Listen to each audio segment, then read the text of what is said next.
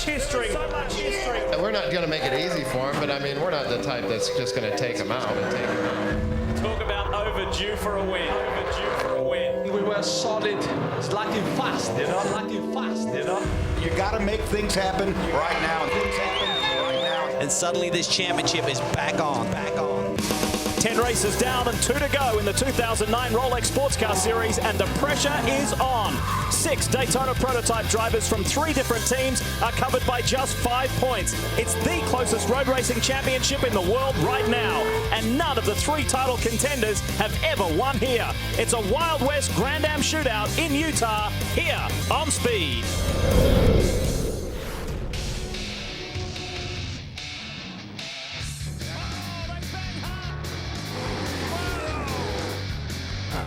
You saw the fire in his eyes. He said he wanted to get the win. He means business.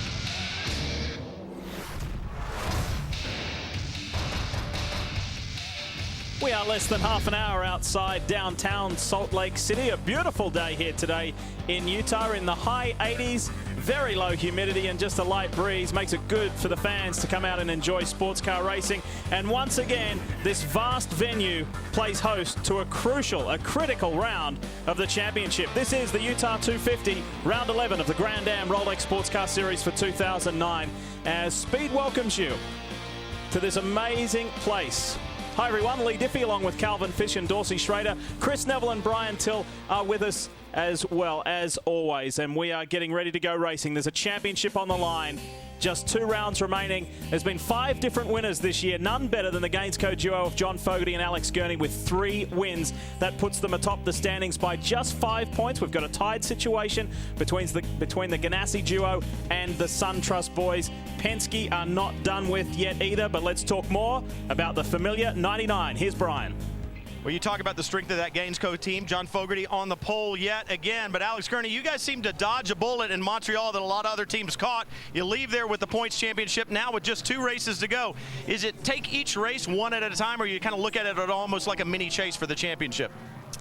Well, first I have to say I feel like I already won. I had a little, my wife had a little baby girl about 3 days ago, so I got to pull a Scott Pruitt and say hi to my wife in the hospital.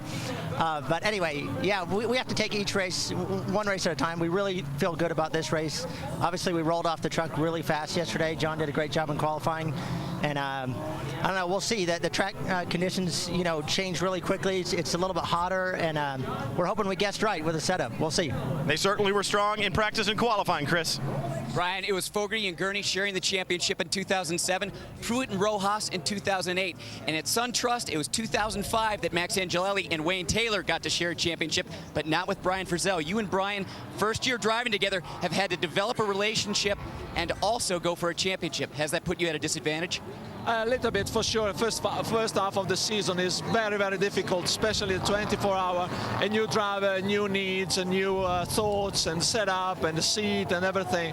It was very difficult at the beginning, but he's a great guy. Young kid is good, and so we are pretty happy. I want to say something to Montoya. Montoya, shake and bake.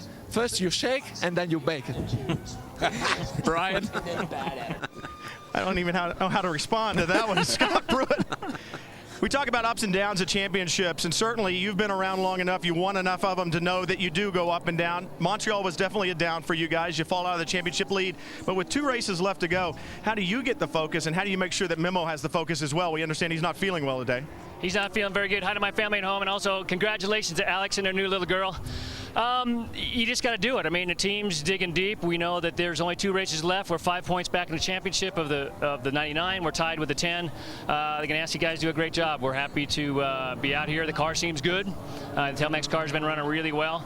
The biggest question mark right now, I think, is Memo. He's just having all this congestion in his chest, and he's having a hard time breathing.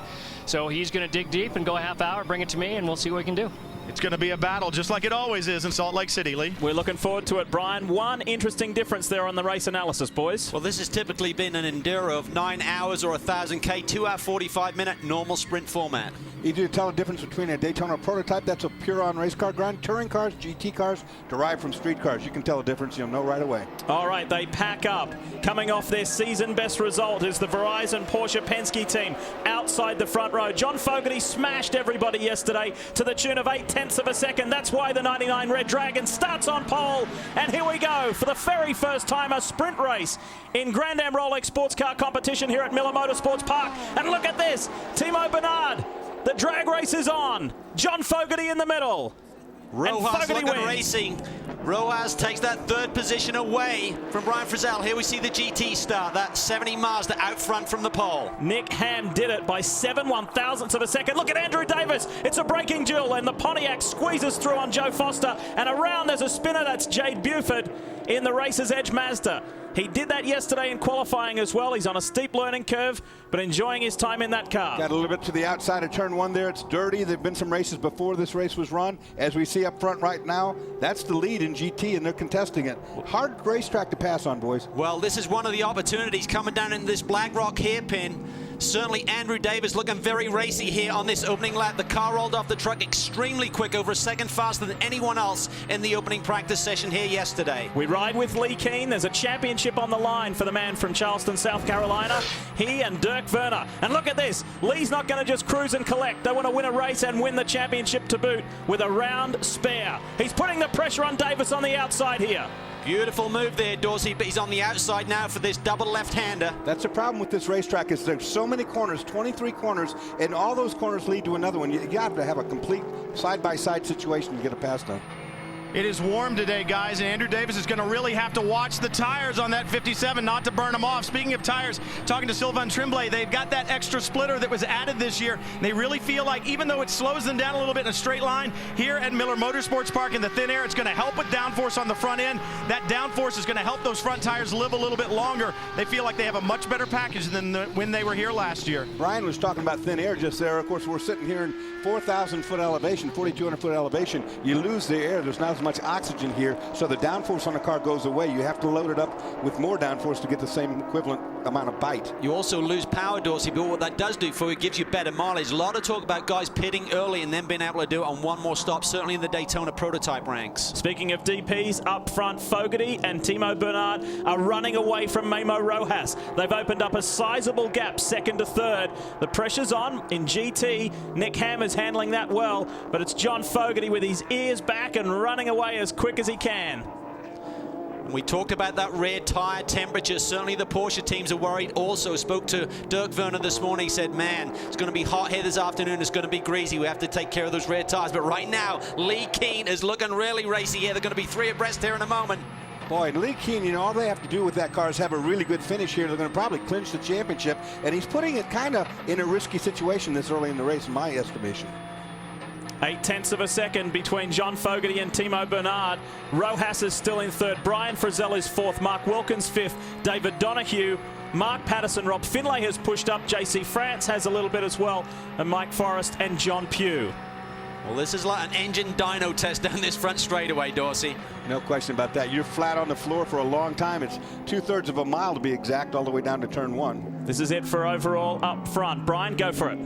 You guys talk about a dyno test here. The one strength that the 99 team feels that they have is handling. They've really worked on that car, and if you look at the results over the last 4 or 5 races, it's come alive. But John Fogarty said, on our radar speeds, we're about 2 to 3 miles an hour off down this long straightaway. I have to build a lead through the infield portion of this course, because if anyone is within 2 or 3 car lengths of me, I'm afraid they'll get us at the end of the straightaway. That's why you see him working so hard early on to try to pull a gap on the infield. 23 corners, that's exactly what this Gainesco team wanted, as you watch him pull away right now from the 12 on the infield. He's doing a great job, and certainly that team found a magic pill to make that car come alive mid-season. The key was keeping it at different racetracks. They certainly had it here today.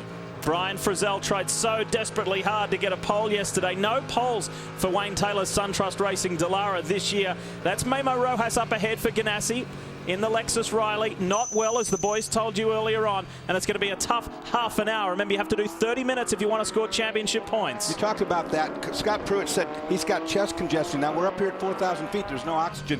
Your lungs are starving to try to get some air, and now on top of that, he's ill, and it really, really takes its toll on you. I can tell you that because I'm not real good myself. They're building, aren't they? Mark Wilkins is coming in behind his old teammate Brian Frizzell. David Donahue trying to turn around what's been a frustrating weekend for the 58 as well, trying to break into the top 5.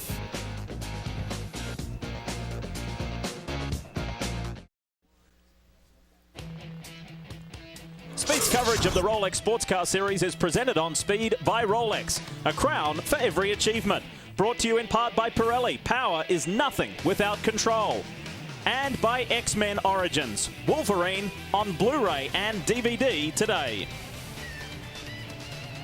We're back here at Miller Motorsports Park. Great race last year, but it's 2007, the race that's still on everybody's lips, and this is the reason why.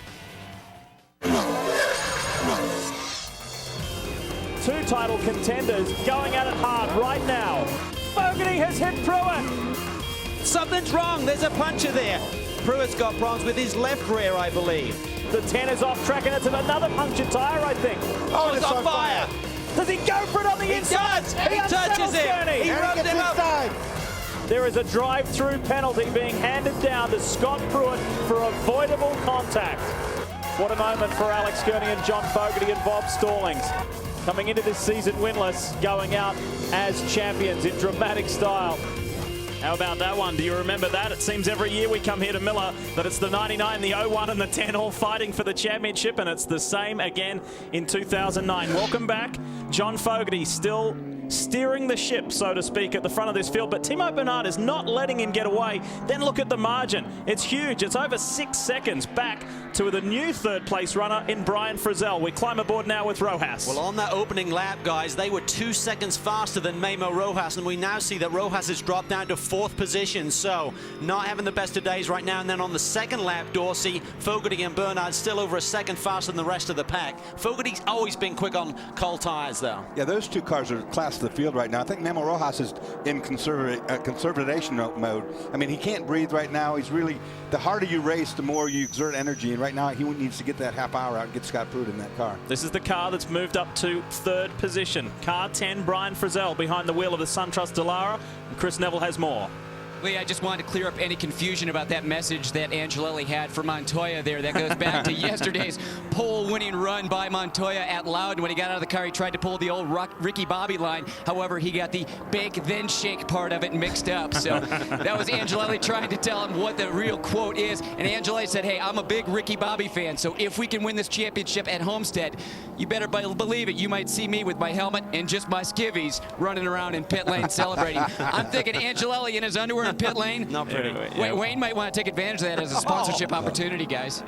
We don't need to see that, that's for sure, do we? Here we have 4th, 5th, and 6th. Mark Wilkins has tucked in there behind Memo Rojas, and it's an improved performance for the 58. We spoke to David Donahue at lunch just before this race, and he was a little bit disillusioned somewhat. He said if we knew how to fix it, we would, but it seems as though it's headed in the right direction now. But, you know, they unloaded, and they didn't unload in a good fashion. They went out in their first section. They had a mysterious water leak in that car. They had to pull the complete engine out of the back, went through everything trying to find where is it coming from, and finally found a little O-ring that had been pinched in assembly, and it cost them that whole first session, though. Yeah, and that's really going to put you in catch-up mode. He said we're 3 seconds slower than we were here last year, just scratching our heads. He said the car is really loose on entry and then just picks up massive understeer. We can't get the car to turn through the rest of the corner. With 23 turns, that's not going to make it a good day.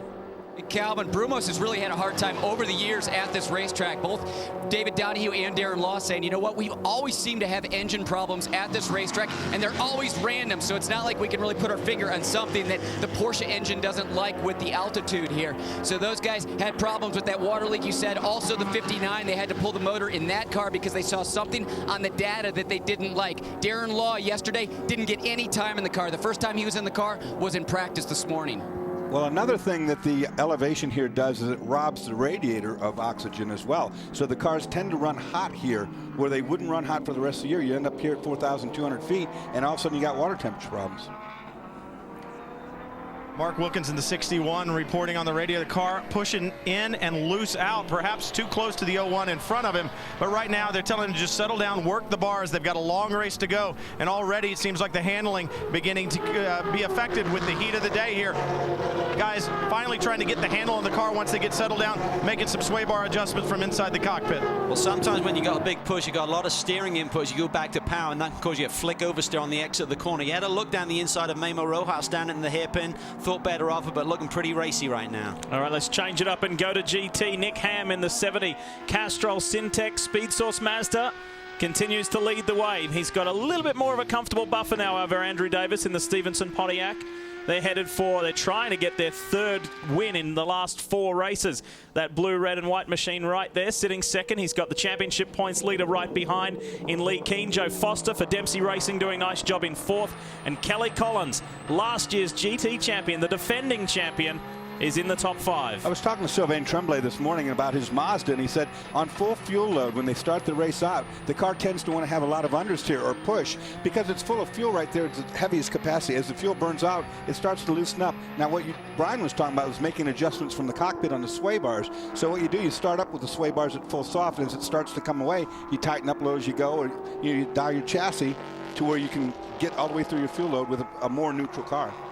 Chris, tell us more about the 87 Farnbacher Lowe's Porsche. Well, they've just had the perfect run to the championship this year. However, at Montreal, that's when we kind of saw everything go bad there. That was their second worst finish of the year. And what happened is in the first pit stop, Lee Keane pulled a little bit too far from the wall, so the fueler was stretched all the way over trying to get the fuel in the car. The nozzle, he really had to have a lot of pressure on it to fill the car up, and the nozzle just kept popping out. So the fuel flow was very slow, and also some debris got in between the wheel and the hub on the right front corner. So when Dirk Werner went back out on the racetrack, he had a big wobble in the front end, had to come back to pit lane. So that team salvaging a 6th place there. Good thing for the championship, but they thought they could have done a lot better. Yeah, it was very un-Farnbacher Lowe's-like, that's for sure. As we drift back to the 4th place, car number 40. This is the Dempsey Racing Mazda. Joe Foster behind the wheel. Unfortunately, Patrick Dempsey could not be here with his acting duties. He thought that this weekend would be free. And, of course, the now regular driver, Charles Espenlaub, back with the boys. And Joe did a phenomenal job in qualifying yesterday. He really did. It was an all Mazda front row, of course, and he missed out on the pole by a mere 0.007 of a second. Couldn't be closer than that, around almost 4.5 miles. And he said, I had a better one in me. And he said, I saw Nick Ham up ahead on ultimately his pole run, but he kept dropping wheels as he was really using every inch of the racetrack. I was right behind him, had nowhere to go, had to run over those marbles. That was close between Eric Lux and Kelly Collins. Eric just lifted to allow the Pontiac to go around. There is the 48, the Miller Barrett Porsche, and it's just its 3rd race in Grand Am Series competition, and that's Kevin Roush, who makes his 2nd start of this year with that team. It's his 4th start overall. Brian? Talking to Paul Miller, Bryce Miller, and Kevin Roush earlier today. They did not unload off the trailer very well at all. Remember the great run that they had at Watkins Glen in their debut until they had a mechanical issue. So they said, we threw everything at it that we could think of. We have no idea what we're going to have in the race. I just checked back with Paul Miller a moment ago, and he said, amazingly enough, it worked. We've got a really good car. We're running times with the leaders. So they're settling in for 2 hours and 45 minutes here in Utah. Lee? They're based out of Atlanta, Georgia, right next door to where Farnbacher Lowe's are, as a matter of fact. And they've done a very good job for a young team, a startup team, to be pushing and running at the front. We'll be back with more from Salt Lake City when we return.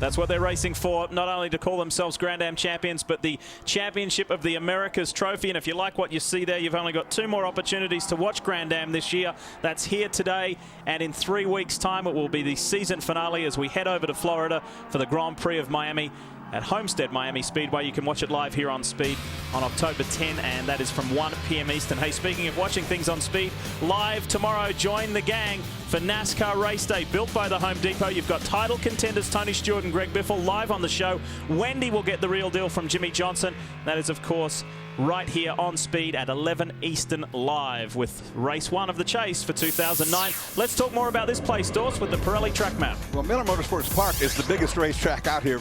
Some 4.486 miles in length. You've got 23 corners. What stands out is this long front straightaway. It's 3,500 feet long, 2/3 of a mile, a little bit downhill grade. Good braking zone here into turn 1. 23 corners makes this a very, very busy place. Most all of these corners on the infield are 3rd gear corners. They don't represent a good place to pass, although there are some passing areas back in these areas. You'll see a lot of side-by-side racing here and a lot of frustration before this day's over. It's a track that does not give the drivers a whole lot of rest, as you just saw from the track map. We climb aboard the Farnbuckle Olds 87. So long as Lee Keane stays right here, he will be crowned a champion for the first time.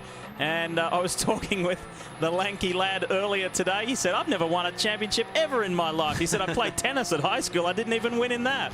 So he said, this is a big day for me. It is a big day, and what a great season he's had. I mean, he has really performed at a level that we didn't think he was capable of, but right now he is certainly getting the job done. He's all over the back now of Andrew Davis, really starting to put the pressure on. He wants another win. He wants that 5th victory. When we were going to a commercial break earlier, you may have seen the captain, Mr. Roger Penske, up on the stand alongside President of Penske Racing, Tim Cindric. They've just flown in from Japan, and so too have these two boys who are with Chris Neville. Yeah, since they flew in just this morning, they brought both Ryan Briscoe and Helio Castroneves here with them to hopefully cheer on and get these guys' first Rolex win here. Ryan, what happened last night? Oh, last night. What was last night? Man, I don't know. It was very frustrating. I was having a good run and got lucky with that yellow in pit lane, and I just overgassed it, spun the wheels, and tapped the wall, and we had to change the front suspension. So really costly, especially since Ganassi came first and second and put me back in third in the points. But the good news is it's less than the difference between first and second going to the last race in Homestead. So I'm already focused on that, and I'm already pumped up for it. So just got to go to Homestead and win the race. Elio, we just pulled you out of the trailer. You're taking a little cat nap in there after that long flight. You like the facility. When are we going to see you back in a Daytona prototype? I mean, I hope I will be able to do something like Daytona again. I had so much fun in those cars. Those cars are so awesome, and I would love to do it, you know. But right now, I'm just finishing, focusing on the championship. Hopefully, my man here can pull it. We're going to try everything we can in Homestead. But you're right. I mean, this is beautiful, beautiful weather. Where's the girls?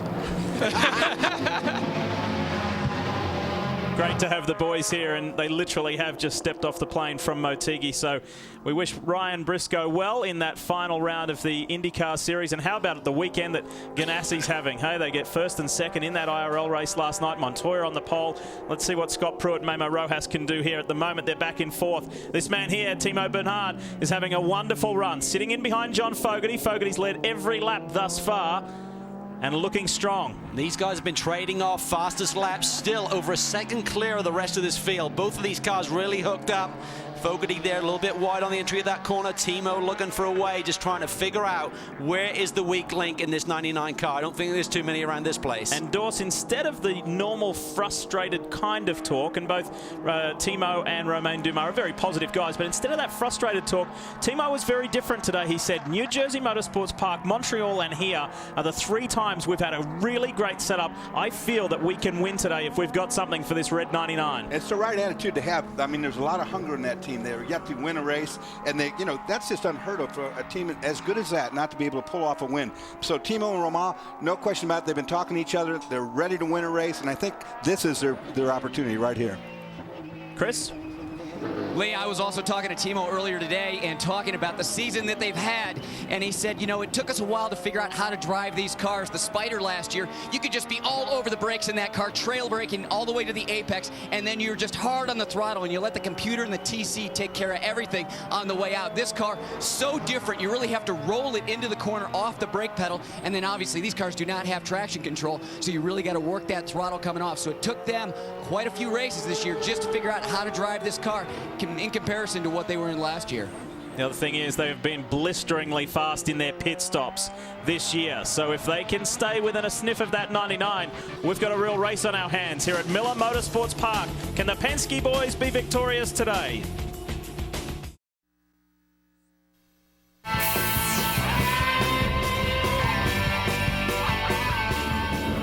Things are looking good so far. You know, we can play these 2 races slightly differently than SunTrust and Ganassi with a 5-point lead.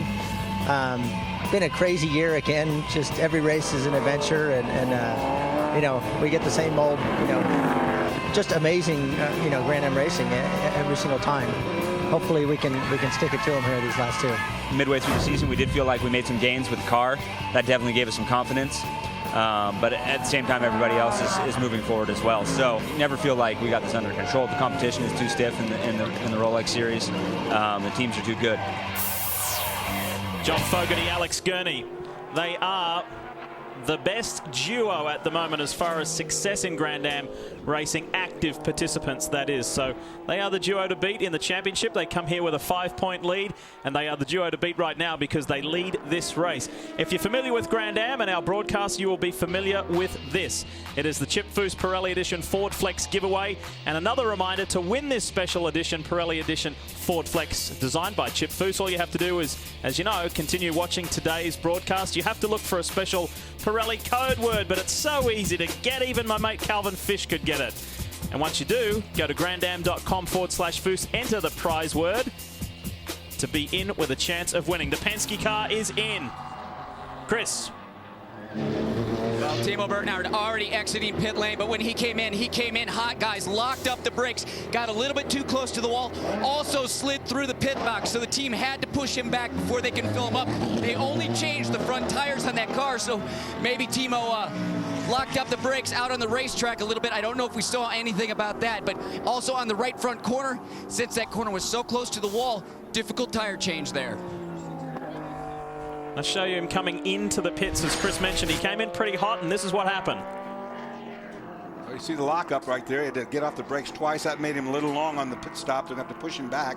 Doing that right there, that was modulation to keep from flat spotting the tires, but he might be in for that anyway, Calvin. Well, I got a feeling this is strategy. I mean, 2 hours, 17 minutes to go. We talk about the fuel mileage. I've heard numbers of 2 hours, an hour 10, an hour 15. So, again, pit lane closes. So if there was a yellow, these guys would be in really good shape by making that pit stop before the yellow comes out. You saw John Ericsson there, Roger Penske, John Boozlaw. There are some very experienced gentlemen there. They all look very calm. There was no sign of panic there with that Penske pit stop. Now, this Porsche engine is allowed to shift at 9,600 revs. That's a lot of RPM.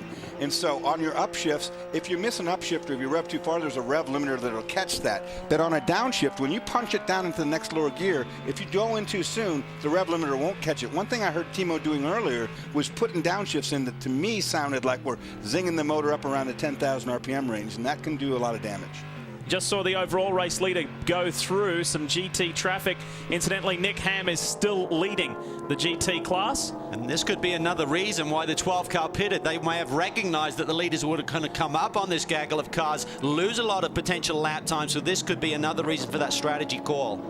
That would be a very smart move, and it's certainly something the Penske organization would be aware of. You know, that's how you get good in the sport, to see all those things. And importantly, they have to be in their fuel window to do it on one more stop, and I believe they are. So that's why they made that call. You saw a graphic on your screen with a countdown clock just a moment ago. That is the countdown to they must pit. Every car must make a mandatory pit stop within the first 45 minutes. So there is just a little over 15 to go. And then you have to do, each driver, if they want to score championship points, must do 30 minutes. And we're keeping a very watchful eye on Memo Rojas in the Telmex Ganassi car because he is ill. If you've just joined us, we've been talking about this quite a bit. Will he just do that 30 minutes and then put Scott Pruitt in? Well, we're very close to that mark right now. There we see his history at Miller, 2 9th place finishes. Not the sort of performance you'd expect from the Ganassi boys, but that's really not telling the true story. They have been competitive every year here and certainly in the fight for the lead both years. 2 super teams, Ganassi and Penske. Chris, I know that you're patrolling the Penske area. You got any more on those guys?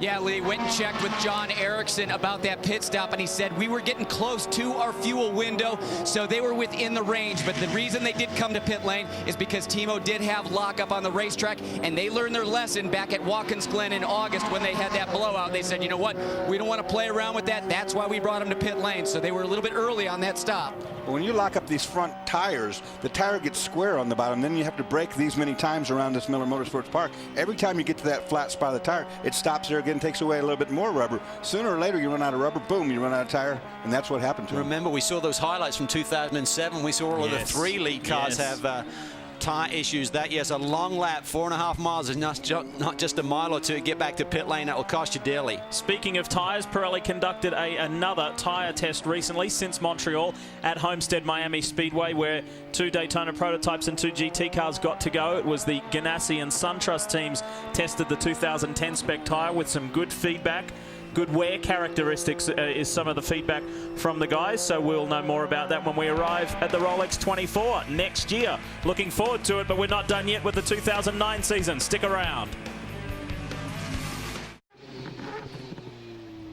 When we went to the break, I was talking about next year's Rolex 24 at Daytona, and to purchase your Speed Insider ticket package now for that event, go to speedtv.com, keyword promo, or visit DaytonaInternationalSpeedway.com. Each specially priced 2-day ticket package comes with a special pit road seating, garage access, tours, and much more. Again, speedtv.com promo, and that is, of course, the end of next January, the 30th and 31st at the World Center of Racing. Where did this year go? I know, it's been a wild one. We're already talking about next year's Rolex 24. If you've just joined us, welcome to Speed's coverage of round 11 of the Grand Am Rolex Sports Car Series. You're looking at Gainsco, Bob Stallings Racing's John Fogarty leading the way. You're also looking at Memo Rojas coming into pit, and he has done his mandatory 30 minutes to get championship points. He is ill today. He's got some bronchitis and some respiratory problems. And Scott Pruitt will dive into the car. They practice their pit changes right before the race start. Brian? Memo Rojas out, Scott Pruitt in, and it looks very routine down here. The car doesn't have a mark on it. It has been running well today, so Memo Rojas doing a yeoman's duty out there.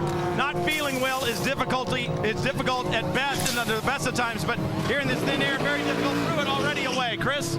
60 car also in. Oswaldo Negri getting behind the wheel. The previous lap, the 6 car was in, and Michael Valiente behind the wheel. Typically, we see these 2 cars at the top of the practice time charts all weekend long, but this weekend, they weren't up there. I talked to Mike Shank about that. He said, you know what? I don't think that's really indicative of the speed of our cars, because our 2 top drivers, Oz and Michael Valiente, they just haven't had the laps on the racetrack. With the size of this racetrack, those guys have only had about 3 actual time-lapped outs out there because they have to come back and do changes so often. Brian, what do you have?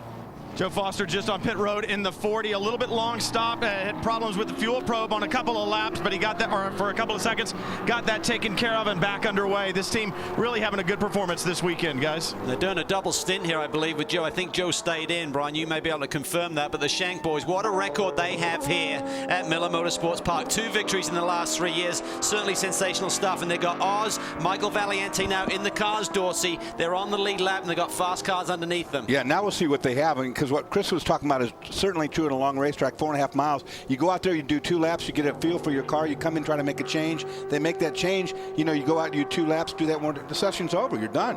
You know, so these guys have not had a lot of time in the car. That's why I hated sharing race cars. Yeah, you can't get anything done.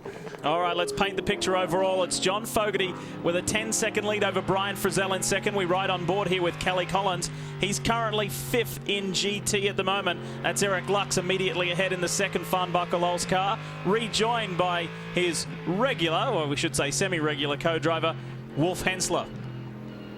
And this is the car that's won here the last couple of years. The Pontiac has always performed well, but the bar has been raised. Spoke to Leighton Reese this morning. He said, man, I just can't believe the level of competition now in the GT class. We thought we'd be in great shape here. We rolled off the truck. We weren't right. We had the wrong gear ratios in. He said, everywhere we've been this year, we needed to change the ratios. We tried to really think about that coming here, and it didn't work out. We lost a little bit of track time because of that. We hear the Dalara's in, and it is. Chris? Yeah, Max Angelelli is going to take over for Brian Frizzell. Very routine stop here, just going to be fuel and tires. Get Max behind the wheel. You know, I talked to Max at the beginning, the challenges of having a new co-driver. Also talked to Brian this weekend about being on a new team. And he said, you know, it's a couple things. It's having to learn your driver, having to work with new engineers. And it probably takes about 2 years to really learn what an engineer wants from a driver. So real good stop by these guys. And then he also said, then he also reiterated the point, I was in a Riley for a couple years, and now I had to switch over to a Dallara. So really, new chassis. All these racetracks seemed completely different. I'll tell you what, when you're not putting a full fuel load in, it really puts the pressure on that driver change because you don't have that luxury of time on your side. Did a little bit of work on the belts in that car there to make those stops a little more speedier, a little more efficient. This week, Max Angelelli and Brian Frizzell were working on that. They've always seemed to be at the front here doing a nice job. And can they do it today? Go and clinch. Wolf Hensler climbs behind the wheel. Eric Lux's duty is done in the 86 for today. Of course, these were all routine, planned pit stops. Nothing unusual, except possibly for the Penske stop, which was a bit early. Yeah, but I think they're okay. I think the strategy worked out well. I think with that flat spot, they'd have probably pushed it a little bit further, Dorsey, unless they are in their fuel window. Racing is hard enough, but when you're ill, it's even more difficult, right, Brian? That's what we were talking about, Lee. The altitude gets to you anyway, but when you're sick like Memo Rojas is, I know it's very difficult. Something about championships drive you on, don't they? Yeah, I mean, I guess the adrenaline just, you know, gives you enough energy to keep going no matter what circumstances. And we struggled with sickness this week. And, well, I want to thank my team for the support they gave me in these conditions. And luckily, you know, I just handed the car to Scott, and we'll be in good shape to get our positions back. Car right now, is it good, well balanced, and how's the racetrack? It is well balanced. Unfortunately, the 12th car was dropping oil since the beginning, since the base lap, and it covered all my windshield with oil. Visibility was really bad for me, so that kind of screwed us up a little bit. Apart from that, the car's good. Just another day as a professional race car driver. I'm sick, I've got a fever, I can't breathe, and there's oil on my windshield, guys. Wah, right? And his co-driver Scott Pruitt has won at all tracks on the Grand Am schedule except this one here, and of course Montreal and New Jersey as well. So Pruitt would like to change that graphic and that statistic right here today. He is now behind the wheel of the 01. Let's see what the man can do. Well, and we said it's also unique that the top 3 teams in this championship have never won here at Miller. They've always been fast, but the 01, the 99, and the 10 yet to see victory lane here. It's hard to believe when you see the caliber of team and driver talent that's on those cars, but sometimes, you know, it's just you're hard to hit the number. Time is running out. You will see our race leader come to pit road very, very soon. Must pit before that 45-minute window, and that's coming up right now.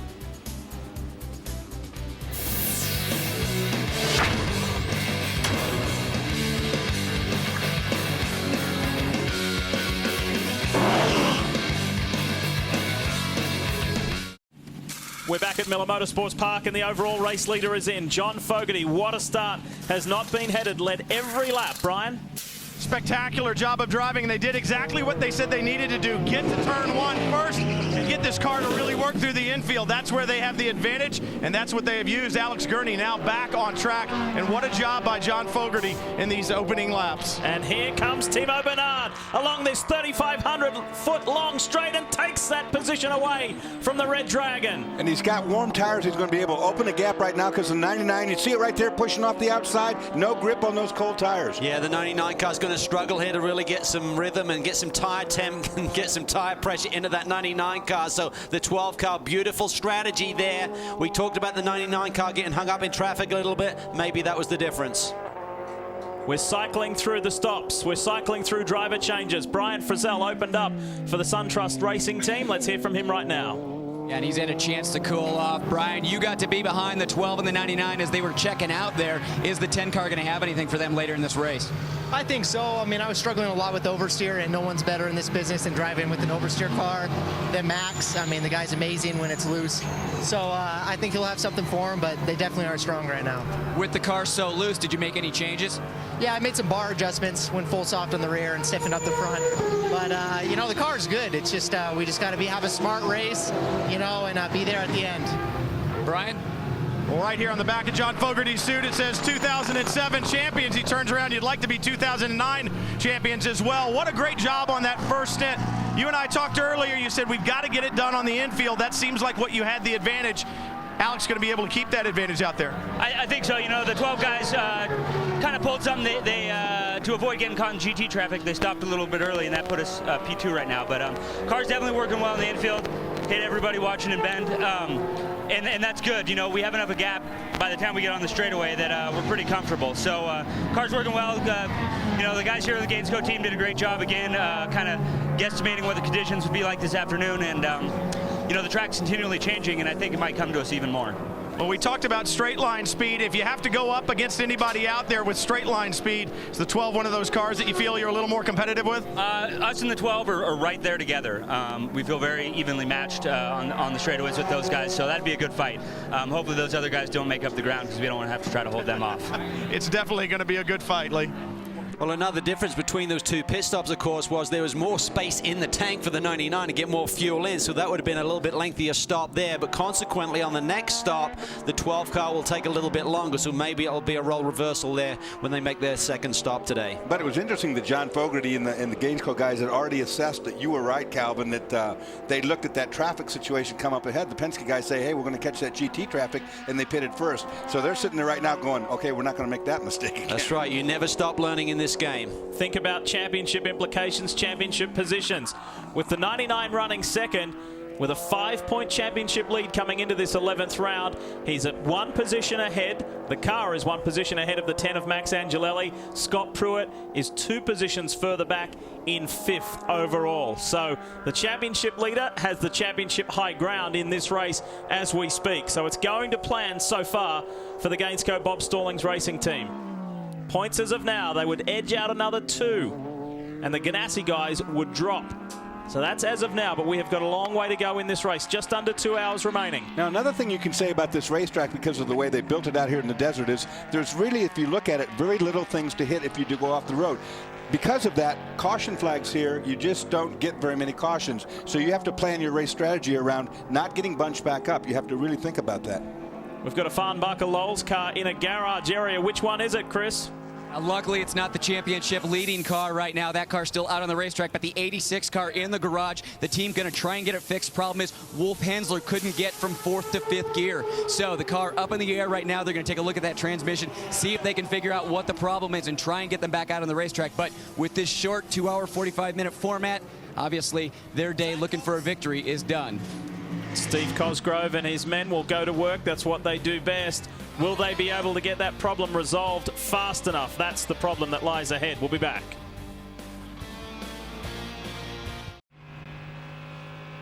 It's one of the most popular shows on Speed on an annual occasion, and that is Barrett Jackson, live from Las Vegas, October 8th, 6 p.m. Eastern, here on Speed. And that will be something special. Everything from classic muscle to exotic European sports cars. Dorse, are we going to see you head there again? I don't think I'm going there this year, but you never know. If somebody calls me, you know, I'm available. Calling Dorsey a classic muscle, or he's never seen a gym in his life. I think he owns a few articles of European clothing. I think that's about it. We're back here in Utah at Miller Motorsports Park. Great to have you with us here on Speed. Hey, speaking of different venues, it was a huge moment for Grand Am and the history of Grand Am shortly after the last round at Montreal, where they visited the hallowed grounds of the Indianapolis Motor Speedway for a test. Take a look at this. I'm not going to lie, coming through turn 1 backwards was not normal. I mean, I think to come here, be able to run on the F1 course, which, you know, obviously probably in the beginning, no one thought anybody other than F1 cars would be running here, and we were able to bring, you know, 5 DPs and 3 or 4 GTs. I think it's good. You know, it's a pretty fun road course. There's still something in my heart that tells me you should be running like this around here, but it's great to be here with the Grand Am Series, and it's great to have these people showing up, fans here today. So, you know, we put on a spectacular race, and I think we'll be able to do that here. There's so much exciting racing going on right now, and the way that the NASCAR was embraced here with the Cup Series, and it just moved to Formula One and then to the MotoGP. I think it's a natural progression now sports cars, and you know, the Grand Am Series, I couldn't imagine a better form of motorsports coming here. The competitiveness, people want to be entertained, they want to be excited. I'm thinking a 6-hour, maybe a 12-hour race, and really start a tradition. I can't believe that we'd be doing this test here if we weren't going to be coming back here fairly soon. And this is obviously would be a quality event. And I've heard rumor about 13 races next year. We've had 12 this year. My personal gut feeling is that if this all goes well, I think that we'll be here next year. Well, joining us now in the Speed booth is the president of Grand Am, Mr. Roger Edmondson. Roger, great to have you up here. And wasn't that a magical moment? I mean, Grand Am's been around for 10 years now, but that was something certainly special in the history of the series. No question about it. To have that opportunity to take some of our teams to Indianapolis Motor Speedway was a great sign of respect for the series, and certainly has created a lot of questions and a lot of anticipation about what might lead to, what the results of that might be. But that's a story yet to be told, and not today. Yeah, well, okay, you took my next question away, because Wayne Taylor was very confident about going back there next year. Well, Wayne runs hot and cold on things from time to time, and I certainly share his enthusiasm for having our cars and our sport there, because I believe Grand Am road racing is the best on the planet, and of course Indianapolis Motor Speedway has its own position in the motorsports arena, and we'd like to be there, and it's now a question of when and what. Roger, if it's not on the slate for next year, do we expect any other changes on the schedule, which everyone I'm sure is pestering you for? Yes, the answer is yes. But I'm not going to let the cat out of the bag today. We're working very diligently on the schedule. For the first time in our history, we have more promoters wanting events than we feel we can have, and that's a great position to be in. We're working with them to come up with packages that will make sense for them and for us, and we'll announce that schedule soon. We've got the Verizon Wireless Penske Porsche out in front. That was one of the big headlines coming into this year's Grand Am Championship. Penske coming on board with Grand Am. The other one was the acquisition of Grand Am by NASCAR Holdings. What kind of a difference has that made for the series? Well, I think the biggest difference is that NASCAR has been enabling us to be Grand Am Plus. You know, Grand Am has been affiliated with NASCAR, especially through the Jim France relationship since our beginning. But we had a relatively small capitalization in the beginning, and we tried to live within our means all those years and grow it naturally rather than artificially. But we've reached that point now where it was required that we go to the next step. It was something we owed our promoters, something we owed our teams. And the best way to do that was to go ahead and make a formal deal with NASCAR. So they've acquired us, and they brought a lot of assets to bear that are going to make a huge difference in our marketing and communication side. Our sport's going to stay the same. You know, I look at the baseball and softball as being similar, but not quite the same. The same thing's true with traditional NASCAR and with Grand Am. But the assets they bring to it are going to make a huge difference. Roger, Grand Am is all about creating a level playing field where people can come and immediately be competitive if they have the necessary budget, certainly a good team and good drivers. But this year has just been spectacular. It certainly makes our job easy because the races always seem to come down to the wire. Does it get you excited still? I'm probably the biggest fan. I tell you, I came to this for motorcycle racing, and I was brought into it because I knew the business, not because I knew sports car racing. But I'm not only a fan, but my wife, who for years traveled with me to the races and didn't care a thing about them, she's watching at home right now. She loves it as much as I do. Yes, you're right, though. The whole purpose in our rules package is to make sure that if the humans do the right thing, they've got access to the right equipment. And so it's possible to have a different winner every time if everything works right. And we've had multiple winners. I'm also want to make the point that last year, for example, the first Riley ever built won 4 races. You know, that's showing how safe it is to invest in our equipment. We've done a number of events now, and it seems to be growing over the years, Roger, where we have a double header weekend, if you wish, with either NASCAR Nationwide Series or NASCAR Sprint Cup Series. Has that been positive for the category and for the series, and will we see more of that?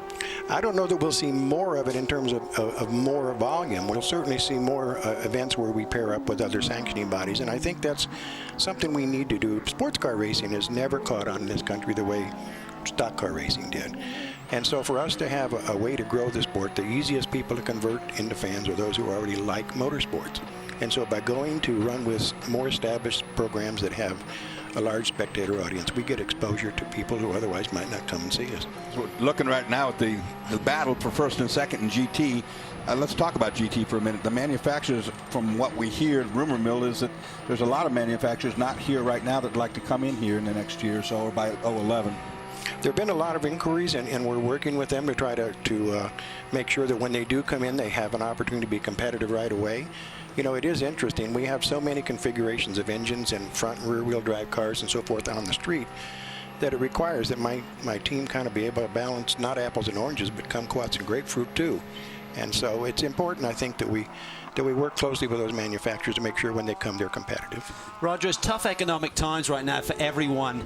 How do you contain costs in a series that is this competitive? Well, one thing we have to do is make sure that we keep the schedule from growing, and we take a look at weekend schedules to make sure we only use the number of days that we have to use.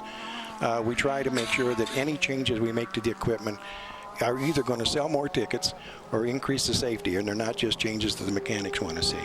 So we've got a very stable platform in both prototype and GT, and I don't think you'll see much in the way of changes there in the near future. How have you been handling the workload this year? Because you're doing a lot. You're doing 2 wheels and 4 wheels. It's been a hectic year. It's a dream situation for me. I mean, I absolutely love it, and can't think of any place I'd rather be than at the racetrack watching either the sports cars or the AMA motorcycle racers. Well, at the moment, we've got 2 championships open, available, with just 2 rounds to go. You couldn't ask for a better situation, right? It's kind of become another day at the office to us. It happens every year, and I think that is, it just speaks well for the quality of the teams, the even spread we have, the quality and the parity of the equipment. You've been listening to the voice of President of Grand Am, Mr. Roger Edmondson. Roger, thanks for your time. I know how busy you are, and enjoy the rest of the weekend here in Utah. Thank you, guys. Keep up doing the great job you always do. There he is. That's the boss of Grand Am. And we're watching a very intriguing battle here. Mazda versus Porsche. Dirk Werner, 2 championships in 3 years. Will he get it today? We'll find out.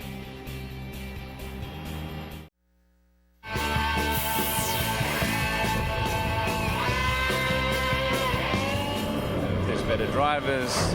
Everybody's more focused, and it's one of the hardest championships I've certainly been in my 19 years racing in North America. I really want this to happen, and don't forget we have a new chassis. The Lara chassis will be the first time for a non-rally chassis to win the championship in the the new era. That would be fantastic. You know, there were some hardships throughout the year that we thought we were out of it, and so when we had that great win at Montreal and moved up quite a bit in the points, it was exciting, and it re-energized the team thinking, man, we have a shot. And we shouldn't forget about the tremendous job that young man Brian Frizzell has done. The pressure on those young shoulders coming into that team and driving alongside Max Angelelli was immense, and he's handled it very, very well for a guy in his mid-20s. So good job. Right aboard with Timo Bernard, race leader. He will hand over to Romain Dumas not too far away. Alex Gurney maintains second. Angelelli is third. But the 58 Brumos Porsche is a real story. That car has come alive. Let's go to the Brumos camp now with Chris. Well, Lee, we just listened to Roger Edmondson talk about 2010, and it sounds like some great things on the plate for the Rolex Series. Hurley, there's been some rumors around the paddock on what's going to happen with Brumos in 2010. I've even heard a one-car team. Can you let us know what's really going to happen with the 58 and the 59? Well, the one-car team is absolutely not true. We will definitely be back with 2 cars. We've got all the pieces spread out on the table, so we're very carefully putting the puzzle back together. We might have a little bit different look on one of the cars, but we will have both cars and they'll be under our roof. Different look? Are you talking a paint job, or are you talking a different car and different motor package? Well, it'll be the same car, but we might have a little bit different paint scheme. We might have a little bit different motor.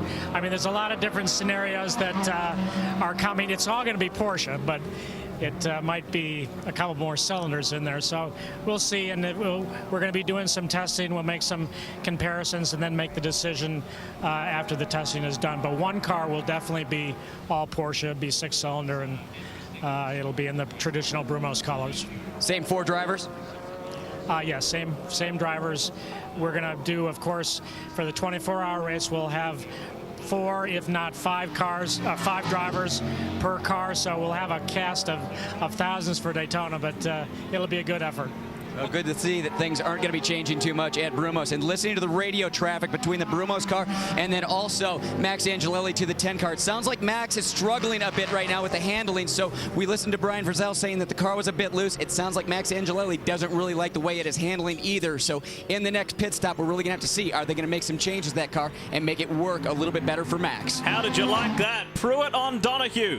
The pressure was really on David there, and he responded. He wasn't going to be pushed around by Scott Pruitt. David's handling was off a little bit there in the middle of the corner, it looked like, with that fender on the inside of him pushing on him. Yeah, certainly got a little bit wide there coming through the couple of turns, but kept his poise and certainly kept the position. But Scott Pruitt needs to get it to the front. He recognizes that the 99 and the 10 ahead of them, they can't afford to lose points here today. They have to catch these guys back up. And for Scott, the 58 has not run well all weekend. It's been way off the pace, so he's finding it somewhat surprising. He probably thinks, I should be by that car. I'm faster than that car. But in fact, the 58 has gotten much quicker as it's gone on. Really quick. We talked about the fact it was 3 seconds off the times of last year, but right now on the lap times, they're about 3 or 4 tenths off the pace of the leaders. So they've really made a dramatic jump with all of those changes they made overnight. In GT, you may have just noticed on a couple of camera shots ago that Dirk Werner is now atop the GT field. We ride with the German driver now. He's put a 1.5 seconds on Sylvain Tremblay. Robin Liddell maintains third in the Stevenson Brian Mark Financial Pontiac. The championship leader is the category leader. Surprises me too, because we're talking with Sylvain, he said that their Mazda actually is set up for longer runs. It should get quicker as it goes through its fuel stint. Of course, it's not on the back end of that thing yet either. And Dirk Werner explained to me this morning he was very concerned about rear tires in the heater that we expected here this afternoon. We've seen, so certainly some changes here. You never know until they drop that green flag what you're going to get. It's so warm out here today, guys. Everybody up and down pit lane struggling with trying to find a balance on the car. Sylvain Tremblay has been on the radio a lot, as was Nick Ham during his stint, about the understeer in that 70. It should get better on long runs. David Haskell told me as the fuel burns off, it should get a little bit better and the balance should come back. But in the Porsche teams that I talked to as well, guys, they were concerned about rear tires as the temperature comes up. Even Mike Johnson at Stevenson was a little bit concerned about tires on that Pontiac. So as the day warms up, I think the balance is going to continue to change both for DP and GT. Well, understeer, as you said, Brian, is when you turn the steering wheel and the car doesn't want to turn. Miller Motorsports Park, with all medium speed corners that are long corners, has a tendency to want to do that anyway. Here's your pass. Boy, that just made it look easy. Dirk Werner on Sylvain Tremblay for the lead of GT. Sylvain didn't argue that, did it? It was a pretty swift move from Dirk. Watch this. I don't think that Sylvain even thought he was going to get past there. He just kind of brakes real easily, lazily, I would say. Yeah, nice smooth move there. Certainly a very clean piece of driving. Sylvain gave him plenty of room, but he'll settle in and just kind of not over abuse these tires here early in the stint. Now, like I said, I'm talking to Sylvain this morning. He said that this car has a tendency when it's full of fuel to really want to understeer, and if you try to push through it, that you do more damage to the front tires. You just got to wait for the fuel load to burn off, and it comes to you. News since Montreal that this team here, Speed Source, Sylvain Tremblay's team, have sold both cars, the 70 and the 69, to the Nonamaker family. Team Salem, of course, who have been competing in 2 Corvettes this year, and for the past couple of years for that matter, and they're going to make a switch to the Mazda power. They're not unfamiliar to Mazda. They have been running them in Coney Challenge, but they're stepping it up to these 2 cars, which is a very nice buy. They're getting good equipment, and we wish them well for season 2010. Let's talk more about this team, though. Farnbacher Lowell, here's Chris. Well, Lee Keen did his job and had a great opening stint. Lee, you said the car was very loose in qualifying, even on new tires. Some changes to the car overnight. How's it working now as we're hearing other teams talking about loose conditions? It's actually a lot better than it was yesterday. Like you said, it was loose, and we struggled a little bit for qualifying, so we made up a little bit of ground in my stint there at the beginning of the race. Now the car actually has a little bit of push that we're trying to make it have, and it's looking pretty good on tires. So all in all, I think it's pretty good. I mean, Dirk's in first right now, so everything is just as good as it can get. Well, these 2 guys, they're in a good spot for the championship, but one thing they did say this weekend is we want another win before the year's over. Brian? Well, the 40 car just came in, made a pit stop. Joe Foster just climbed out. Charles Espinlaub will drive off of pit lane. Small team, we're doing great things this year, and they are actually looking to run 2 Mazdas in 2010. And when Joe Foster gets his helmet off and cools down a bit, we'll find out what this Mazda was like on track, guys. And I'm not really understanding the strategy there, because with an hour 35 to go, they're not going to make it without another visit to pit lane. So I have to think something went awry there, Brian. Patrick Dempsey and Joe Foster were a part of the Avon Walk for Breast Cancer, where we understand over $4 million was raised, and Patrick auctioned off his driver suit from the Rolex 24 this year. Well done, boys. Great stuff.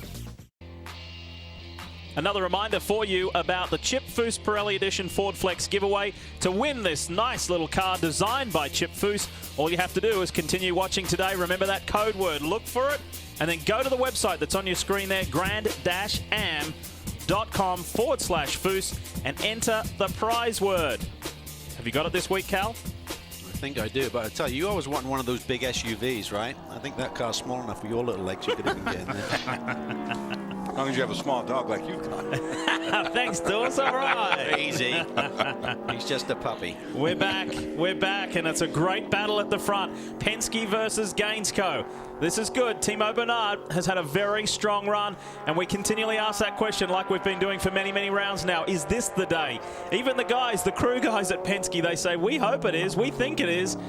Let's just get it across the line and get our first Grand Am Daytona prototype win. Well, certainly we know that the 12 car should have to pit before the 99. They got 6 laps less fuel on board, and certainly they're going to need more fuel to go on board to get to the checkered flag. So a little bit of an advantage, and the driver change, of course. Gurney has taken over from Fogarty. Timo started the race. He'll need to turn it over to Dumas. Massive gap. These guys are in a class of their own at the moment. There's some 15 seconds from Gurney back to Angelelli. You know, with the 12 car having to take on more fuel, you know, the way I see it, they really need to keep that car in front of the 99. I think that the 99 should be able to get in front of the 12. Remember, I still think the 12 car with the Porsche engine is a momentum car. It's got to keep its momentum going. Where the 99 with the V8 still, I think, has the advantage when they get in traffic and so forth. So as long as Timo can stay, or Roma, in the 12 car in front, I think they're in good shape. But if that 99 should get by in the pits, they're going to have their work cut out for them. You may have heard Alex Gurney say at the top of the show with the boys, I just want to say hi to my wife, Colleen, and that's because she's still in hospital. She just gave birth to their second daughter, and they've named her Savannah. She was 7 pounds 2 ounces, and that was on Thursday night. So, Colleen, to you and Alex, congratulations, and she joins her older sister, Natalie. So, Alex said, my head is now here. My head is on the race today. As we go on board with Pruitt, and he has been consistently the fastest guy on track for about the last 10 laps. And he still is. He's down in the 2:38 range. And look at that. That's just not very Pruitt-esque, is it? A pair of ninths the last 2 years. Never been on the podium at Miller Motorsports Park. Hard to believe. And he is being frustrated right now by David Donohue's pace and the fact that he's keeping that track position. He needs to get by David as soon as he can. He's a couple of tenths quicker on the stopwatch in terms of fastest lap, but that doesn't mean much, Dorsey. You talk about us having an advantage around here that will make it stick. Yeah, you know, it's like I said, too, the 59 or 58 has not run well on any session all week. They've been way off pace. The Brumos boys struggling. They obviously found something, Calvin. They made a change, and now here it is. Scott's on, I should have didn't buy that car. It's not running that well. Well, it is now.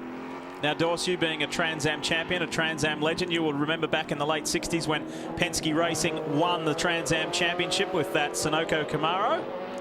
That's a beautiful car. Mark Donohue, of course, drove that car, and that was the heyday of Trans Am, you know.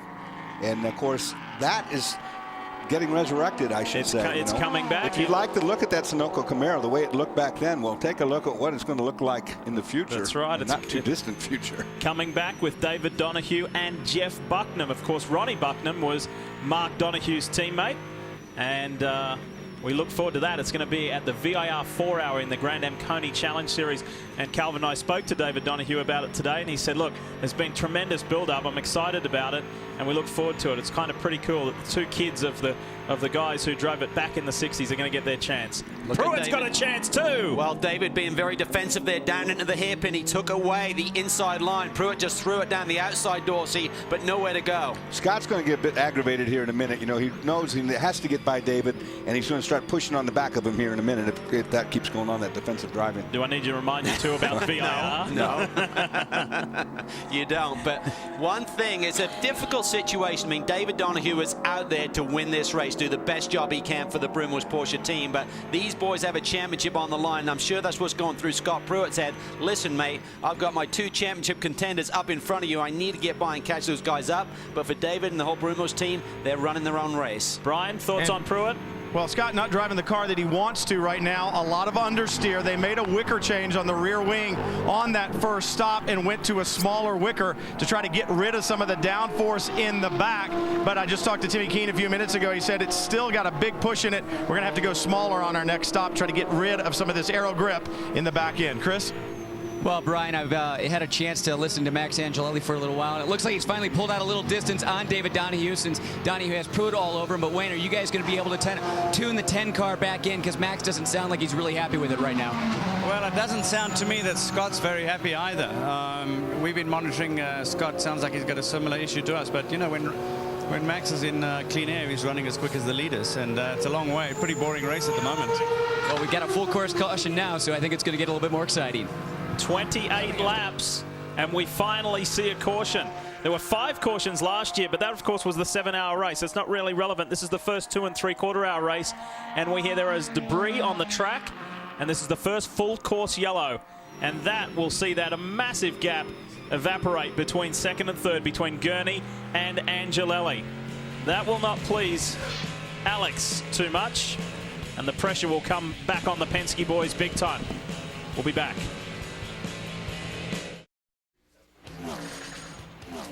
Speed's coverage of the Rolex Sports Car Series is brought to you by Porsche. There is no substitute. We're back at Miller Motorsports Park just outside Salt Lake City, Utah. Great to have you with us.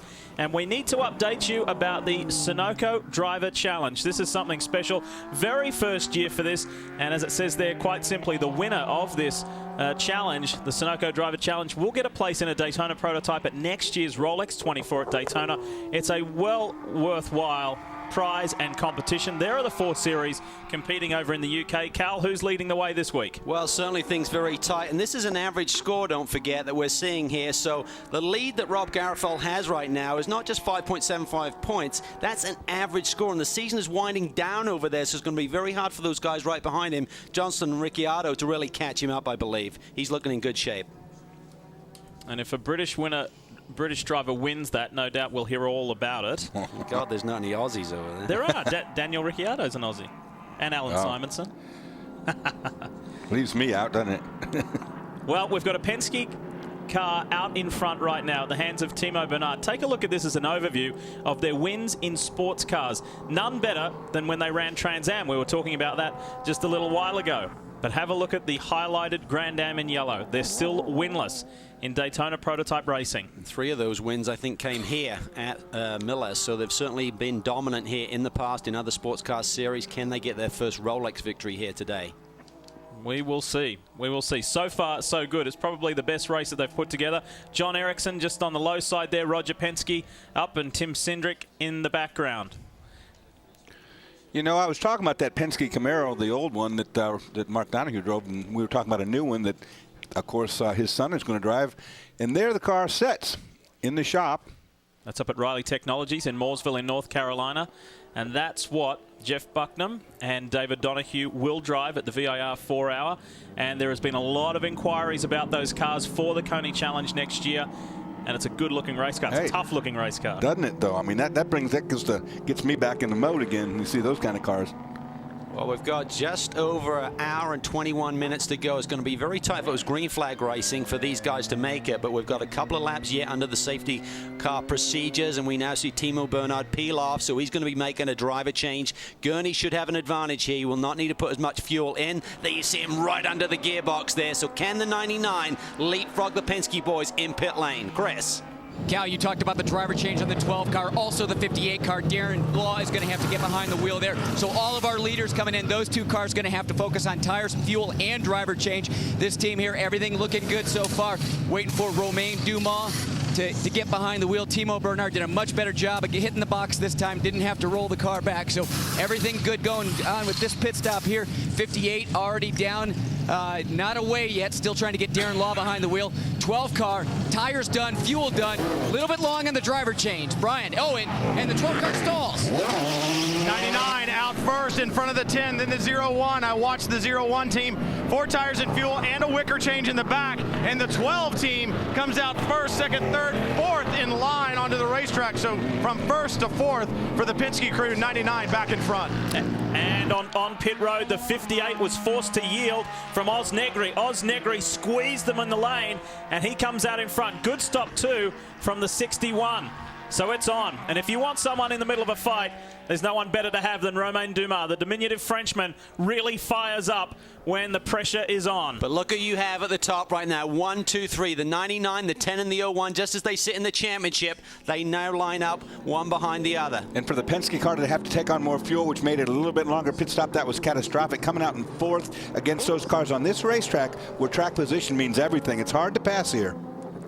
And we've just got a report. Remember I was telling you about the 60 and the 58, and they've just fixed that situation. Oz Negri did squeeze David Donohue in the lane, and he has been put back a position. So can't get away with anything anymore. Great stop by the A Motorsport guys, though. They got Bert Frizzell out in 4th spot, so these guys still feel they have an outside shot at 5th place in the championship standings. They're tied right now with the 58 coming in. They're trying to catch up. I believe it's 8 points on the number 6 car, Michael Villante. And a good result here will certainly put them in good shape heading down to Homestead for the final race to do that. This is one of 2 Mike Shank Racing Fords, Riley chassis car. This is their house. There's no doubt about that. Of the 3 years that we've been competing here, they have won on 2 occasions. The very first, back in 06, under the lights, that massive day of racing. And that brought up the very first win for Oswaldo Negri and Mark Patterson. And then in last year, Rafael Matos joined Ian James and John Pugh to get that win. That was spectacular stuff. Let's hope the Shank boys have a good day today. We haven't seen a lot of them. What's the team leader think? Well, you said this was Mike Shank's house, and Mike, you just got that call. You had to get behind the 58 car. How did Oswaldo Negri take that? Well, I need to go back and watch the tape. It seems like a dicey call right now. We were half a car length ahead of him as I watched the car disappear out onto the straightaway. He's not very happy, as you can well imagine. It's hard to pass here. 2 wins in 3 years for you guys. What is the secret to this place? Just good setups, I think. This weekend we've had a little tougher time at it, but we're going to keep plugging. Hopefully get the calls to go our way soon. Well, this team has really had some struggles this year. They just have never been in that position to get these 2 very fast drivers out there at the end of the race and go for the win, but it looks like it's starting to happen for them today. So under our one and only caution in this race thus far. Here's the incident between Negri and Darren Law. Yeah, and I would say that the call was made there. I think if Oz was already up to speed and basically a car length in front, he could have maybe moved over into that fast left-hand lane. But the fact that they were still side by side, I believe the rule states that you need to give way to the car that's in the fast lane. And of course, that is because of the pit lane speed limit. And you were talking about that before, that if one car is up to the pit lane speed limit, then the other one can't possibly pass it unless it's in front. And of course, it wasn't. So there are your past winners here, and it looks good as far as Mike Shank is concerned in GT. Kelly Collins, Paul Edwards, they've had a wonderful couple of years. And Andy Lally, in fact, in GT competition here, it's nothing but Pontiac. The older GTOR in that initial win with Andy Lally and Mark Bunting, and then the Pontiac GXPR the past 2 years. There's a Porsche out in front at the moment, the hands of Dirk Werner, Sylvain Tremblay in the Mazda, then Robin Liddell in the Pontiac GXPR. So 3 different cars in the top 3 positions. The drinking mate Pontiac has had a wonderful time here. Let's take you back and show you those marvelous times.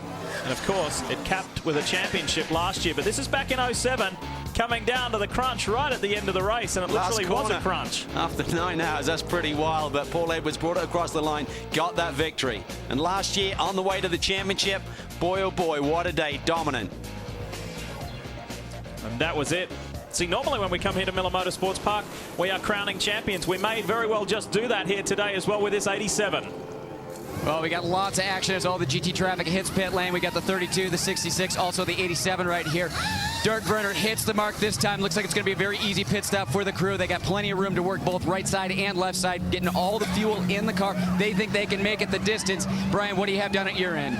Sylvain Tremblay in the 70s sitting here. Tires and fuel down here. He is already down. Fuel still going in. 87 just drops and rolls by, so the lead will stay with the 87. Tremblay follows him out right next door at the 57, the Stevenson Motorsports camp. Fuel and tires, also a rear wicker change. They went higher with the rear wicker to try to plant the rear end of that Pontiac GXPR. Well, the 07 stayed out there, so that was a little bit of a surprise. We watched the rest of the GT leaders come in. 07 playing some strategy there. We will be going back racing, back to green when we return.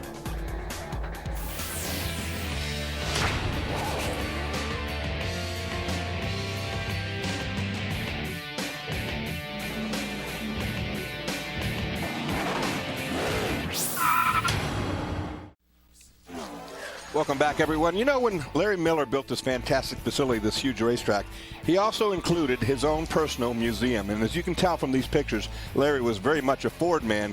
As you can see, his collection of Ford GT40s, Mustangs, Cobras. He also has a variety of other cars, drag racing cars. Of course, Bonneville Salt Flats right down the road. He's got collections of that whatsoever. If you're a car man, let me tell you something. Larry Miller was a car man's man.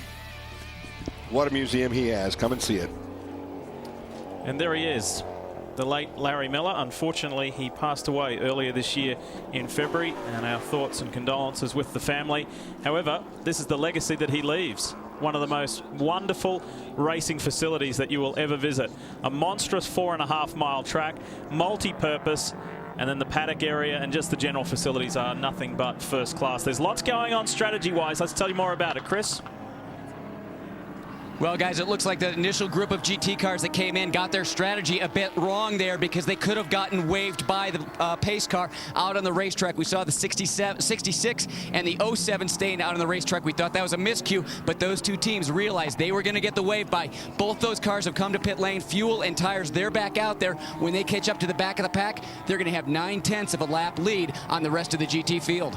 That's big in the championship. Remember the 07 going down to the wire here, trying to just stay in the hunt somehow, some way with the 87 car. 87 pitted, 07 didn't. Advantage 07. Top 3 in the championship are the top 3 in the race, just like you see them.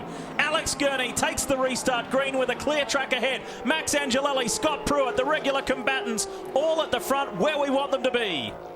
And I asked Scott Pruitt just a couple of races ago, I said, when you're out there on the racetrack, who do you respect the most? He said, Max Angelelli. He said, I've raced him hard for so many seasons now. He's hard, but he is fair. Will he be fair in this situation, Dawes? Well, I think he will be, but they're going to have to catch up to Alex Gurney because Alex has got the bit between his teeth. He's really good on these restarts too, Calvin. What a great job by the 61 car there, right in the hunt there, the 61 car. Bert Frizzell currently running down in 4th there. He's going to feel the pressure from Romain Dumas, though, once he gets back in a rhythm. Some defensive lines happening out there, isn't there? They bridge the gap to Gurney. Angelelli is right there with him, Brian. On that last stop, no wicker changes or anything for the 99, but Kyle Brandon did change air pressures in the tire to try to balance the 99 a little bit better. So Gurney right now probably trying to come to grips, pardon the pun, with a little bit of a different handling car. He won't know what exactly he has until he gets about a half a lap or so and those tires get up to temperature. So right now, they're trying to improve the 99. We'll have to wait and see if it works. And you see a big shadow fall over the racetrack right now. The clouds coming into effect. Kyle Brannon also said earlier this weekend, this track has a very weird characteristic, and that is when just the slightest changes occur to the track with a little bit of wind or a little less sun, the changes are magnified by a huge margin on the car. He said it's very difficult to set up for that, but so far so good for the 99. And that is because of the way this Miller Motorsports is laid out. It's all corners, so if anything goes off a little bit, it's all corners. It affects you in every single part of the racetrack. And I think the key is going to be, we see somewhere there flick one of those plastic pylons going through that corner, but the key is going to be, where are you in your range of adjustability on the race car right now? If you're pegged out already trying to fix an imbalance in the race car, you have nowhere to go.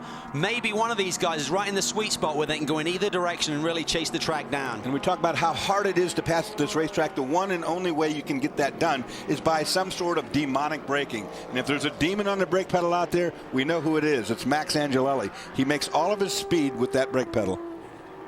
The 69 started at the back of the pack after an engine change, and Jeff Siegel, who of course has a win under his belt this year along with Emil Asentato, they're at the front of the field at the moment, ahead of the 66 of Andy Lally and Paul Edwards. Well, they played the same game. They also waited for that next lap, got the wave by, and certainly are in great shape. Look at this though, the 57, Robin Liddell all over the back of Dirk Werner.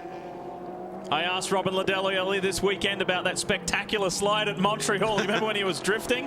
He said, hey, I had a crash, but I just didn't crash. I got away with it. He said that was more luck than good driving. He said the caution flag was already out. He had a crash, he just didn't hit anything. That's right. Well, these guys would be battling for the lead if it wasn't for that mess up with their pit strategy. Now, of course, they're not even close. And this is going to be a fascinating battle because Robin Liddell was absolutely sensational here in opening practice yesterday.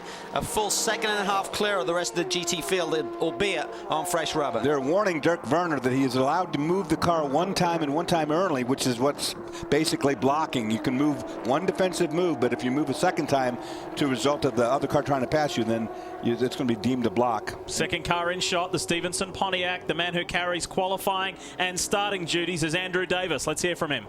The weather's not the only thing heating up. Andrew Davis watching the big screen down here. Right now we're being told that the 87 being warned about blocking. You've been a little bit wide out there. Well, I guess they really want that championship pretty badly right now. They're, you think they're points racing, but they're driving very hard. So, Robin, with the new tires on there, we're pushing very hard. Our car's very good to start out with in the stint. We started to kind of move towards oversteer after a few laps. But, yeah, it's a battle for sure. So that's where the action is. And you don't want Robin behind you like that with new tires on. Oh, look at this. It looks like he's going to get the move. I also know you guys did a wicker change as they're going side by side. How much is that going to affect the car? How much is it going to improve it for Robin? Well, we hope that's going to improve the high-speed balance. Like I said, it was going to oversteer after a few laps, so we got to get the back settled down a little bit so we can continue the pace so it doesn't fall off.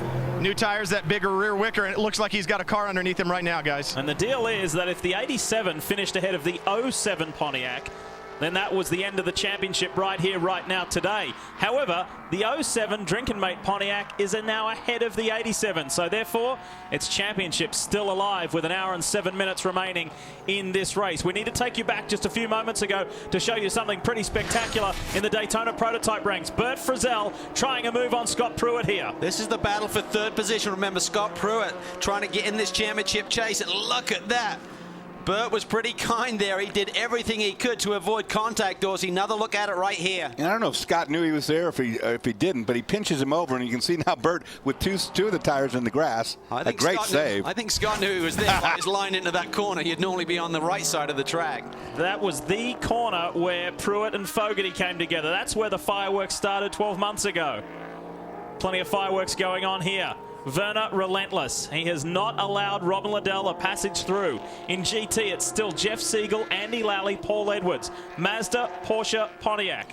You know, with 1 hour 6 to go in the race, you wouldn't think the guys would race that hard, but it shows you how hard it is to pass here. You've got to make things happen somehow, and the only way to do it is to make aggressive moves like that. But the thing is, how much tire are you going to have underneath you at the end of this, Dorsey? We talk about balance, we talk about the heat of the racetrack.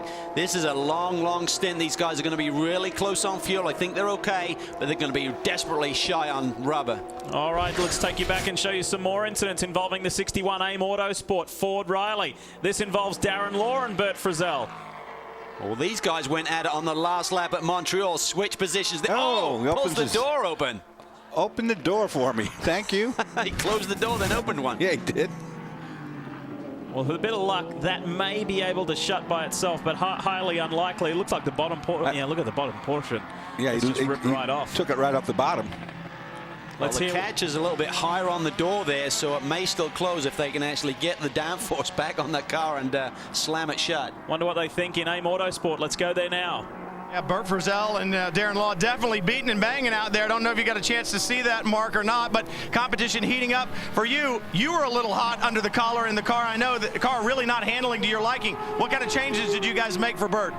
You know, not too many. Bert's been really strong all weekend, and I think the track's been changing a little bit. It did last year, and you know, it's working for him, and he's been moving the bars around a little bit and playing with the brake bias and trying to get the car to his liking, and I think he's found a little bit of a sweet spot. So working hard, driving hard, and you know, that yellow is great for us. We're able to get back up there, and I think Bert's going to be in a position to really fight hard at the end.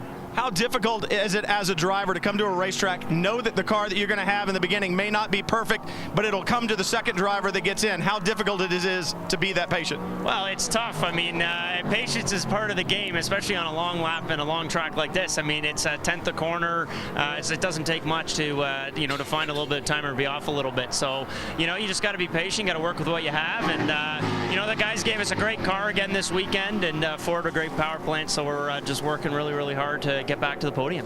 One very fast game of chess going on out there, guys. Well, one compromise this team has to make is that these two drivers actually like a slightly different setup. Bert can handle the car being a little bit looser. Mark likes a little bit of understeer. So what they do is set the car up for the second driver. That means that first driver will struggle a little bit, but certainly Frizzell has a fast car underneath him. And even at this stage of the championship of the year, as Bert gets it sideways onto the front straight, personnel changes as far as roles. They're trying to switch it up, trying to find their mojo.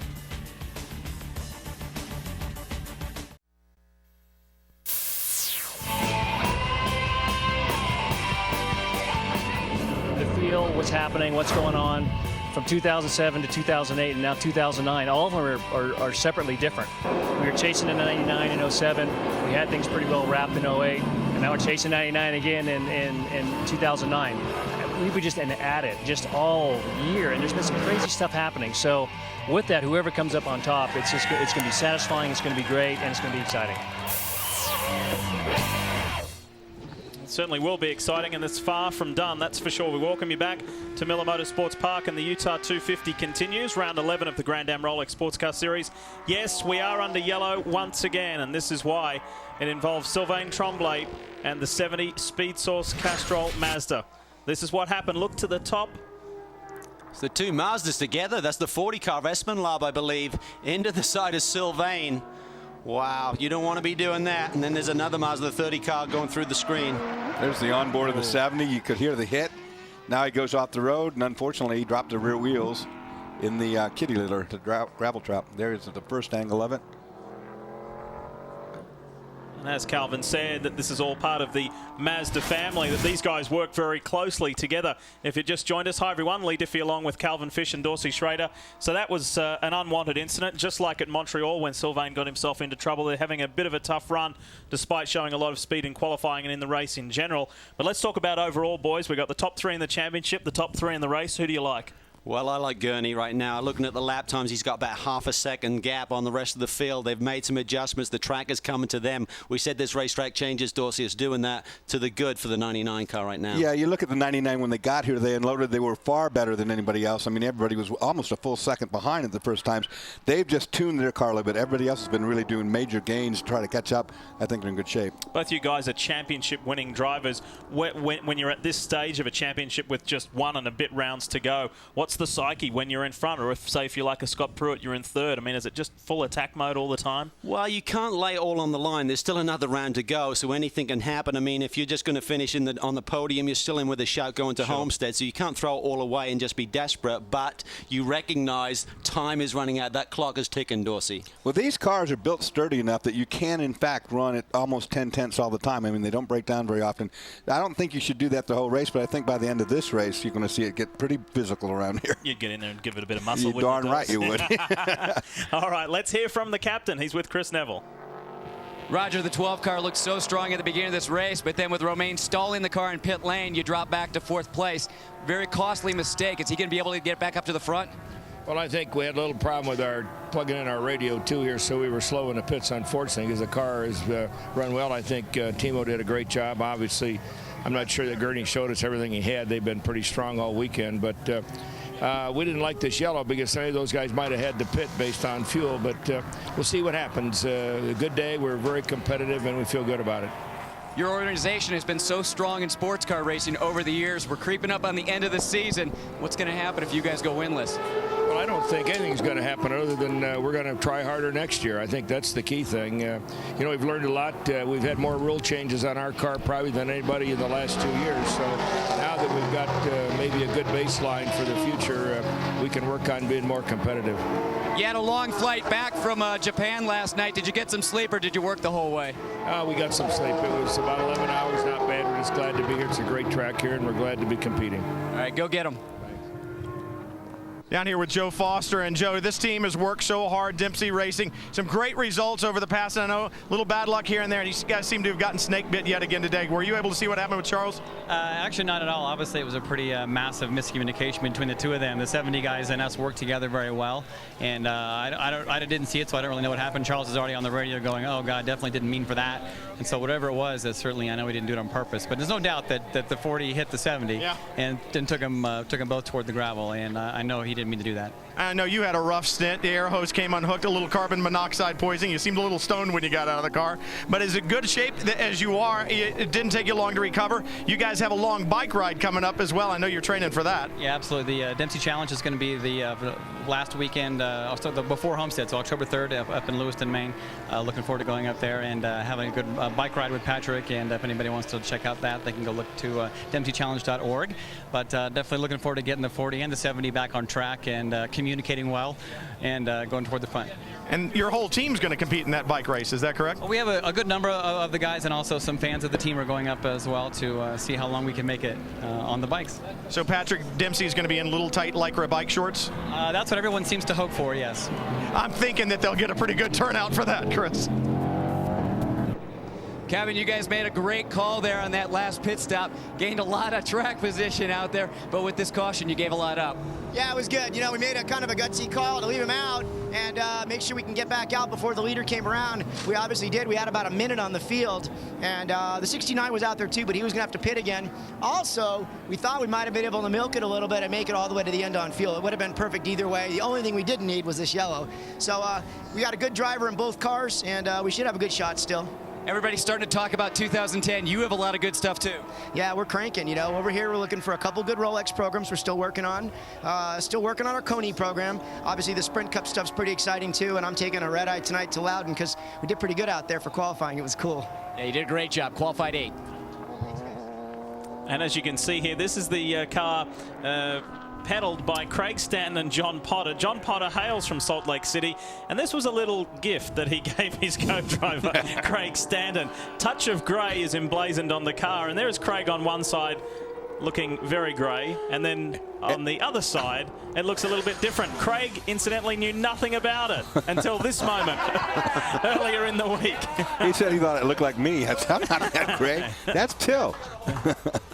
Just a good some good fun with the TRG boys and between the co-drivers there. Good stuff and a good spirit. A former GT champion in Grand Am ranks, Craig Stanton, and he's done wonders for John Potter. He's really brought John Potter up as far as his caliber of driving, and a good young man with a big future. Let's hear from Leighton Reese. He's with Brian. Well, Kevin Buckler, and the only one who rolls the dice and gambles. Leighton, you guys played a pretty good strategic move on that first pace car. Yeah, the technicality in the rules, the Gentleman Jack car was still out there behind the pace car, and he's certainly not the DP leader, so we knew he was going to get waved by, and they were going to pick up the DP leader.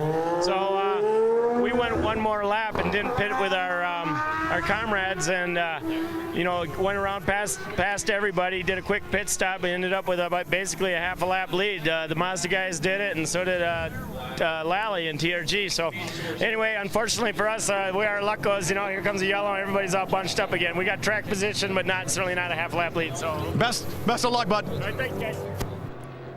There is Paul Edwards, still with that sore shoulder. He's got his mum Marsha here with him today, driving well. Can he go all the way for a win? We'll find out.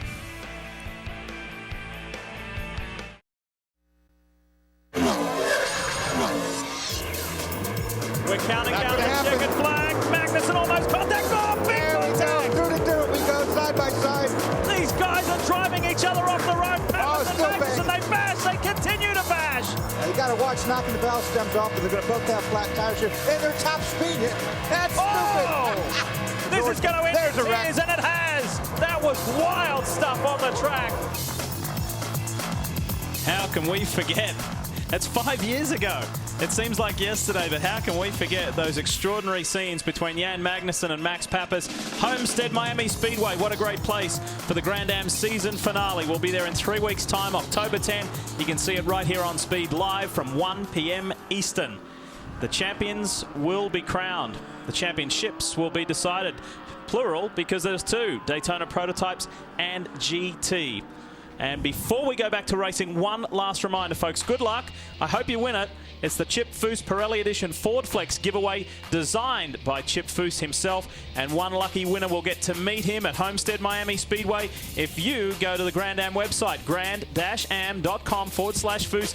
Enter the prize word. We've shown you it twice today. And how about a lucky 3? Go to the website, enter that.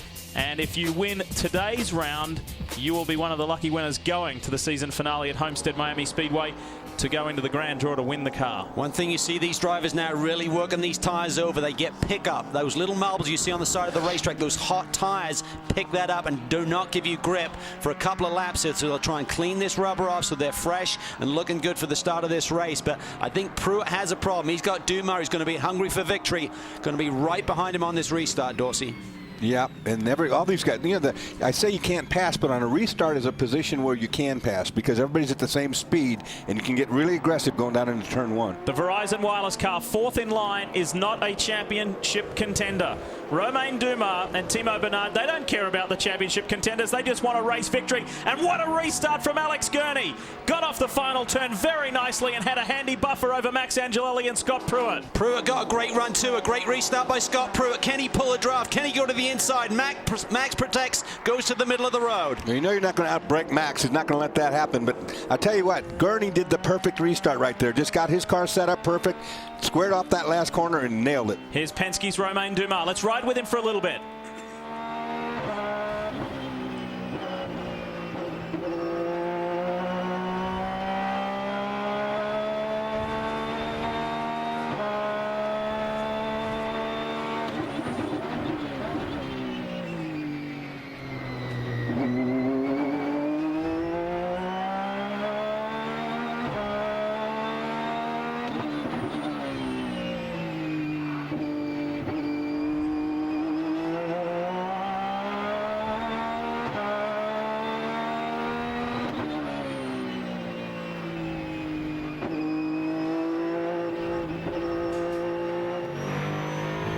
Switching to Pruitt.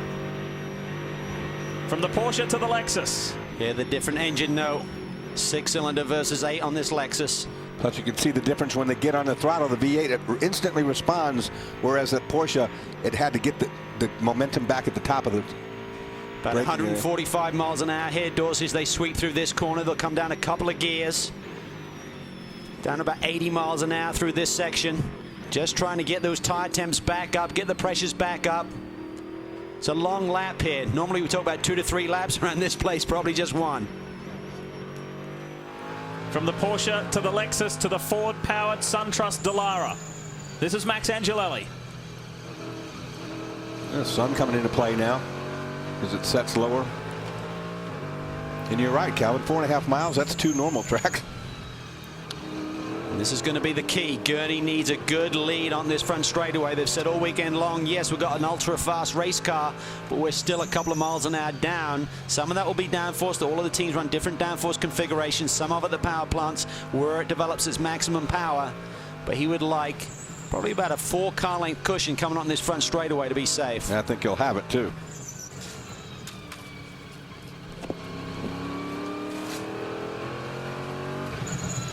Second gear through this one, about 65 miles an hour, back on the power, up through the gears.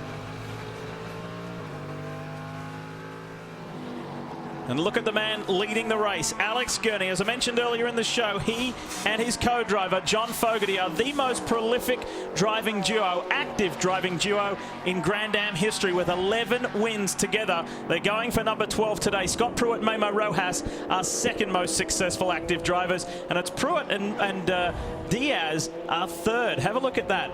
And then you get back to the man who's running second, Max Angelelli, and his team boss, business partner, Wayne Taylor. They've opened up a gap on Romain Dumas, haven't they? Bert Frizzell still nicely placed in the AIM Autosport Ford in the top 5. Oz Negri has worked his way up to 6th. Darren Law, Ricky Taylor's had a good strong run today too, taking over from Mike Forrest. Joao Barbosa is 9th. Michael Valiente 10th, and then Andy Wallace is in 11th. The final Daytona prototype on the lead lap. Brian? You guys were talking about tire temperatures and tire pressures. I was just down at Ganassi watching some of their telemetry on the restart. It did take an entire lap before the pressures built in Scott Pruitt's 0-1 machine and leveled off at a constant pressure. So with this 4.5 mile racetrack, it takes a long time, as you guys said, and it looks like once again the 99 able to jump out on those cold tires on a restart, put the requisite distance between himself and the nearest competitor so that he can stave off that attack down at the end of the back straight. It was Angelelli doing the chasing this time a year ago. He was trying to hunt down Rafael Martos, and in the end just couldn't quite do it.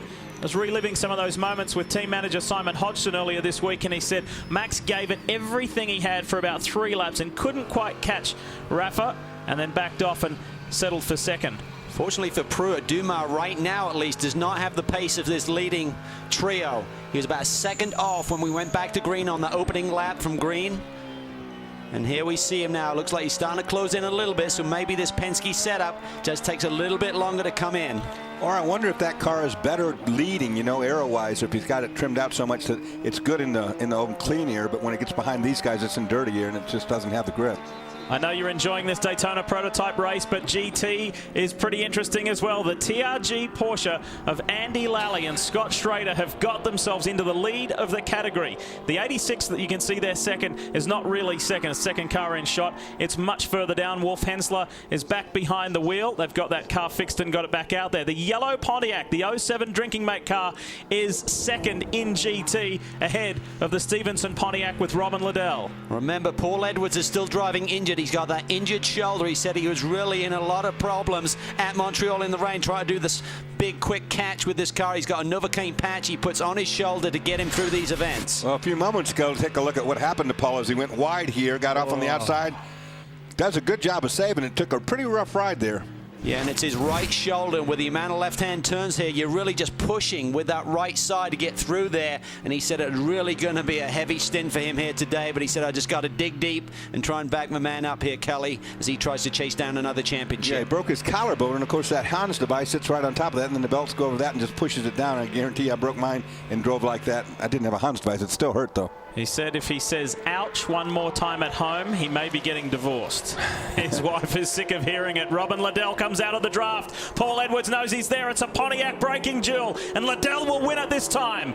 On the inside in the Brian Mark Financial car, and pushes his way through. Nice work. The 30 car goes with him there. It's Jade Buford behind the wheel, so he's done an excellent job here. That's for position also. Remember, those two Pontiacs, even though they're similar cars, they have slightly different engine configurations. Certainly the 57 looked really strong there down this long front straightaway. Pushing hard.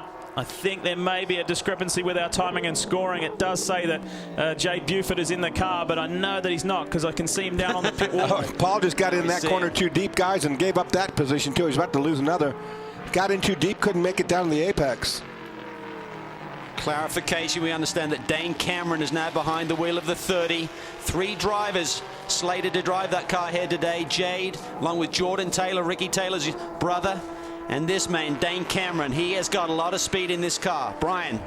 Jade Buford sits on the box watching his first GT race. Jordan Taylor right here. Jordan, what a great job you guys have done. The youngest driving pair out there this weekend. There are 3 of you in the car, and this Racer's Edge Mazda is doing really, really well. Dane, have anything for the guys up front? Yeah, I think so. We've been in the top 3 in both practices.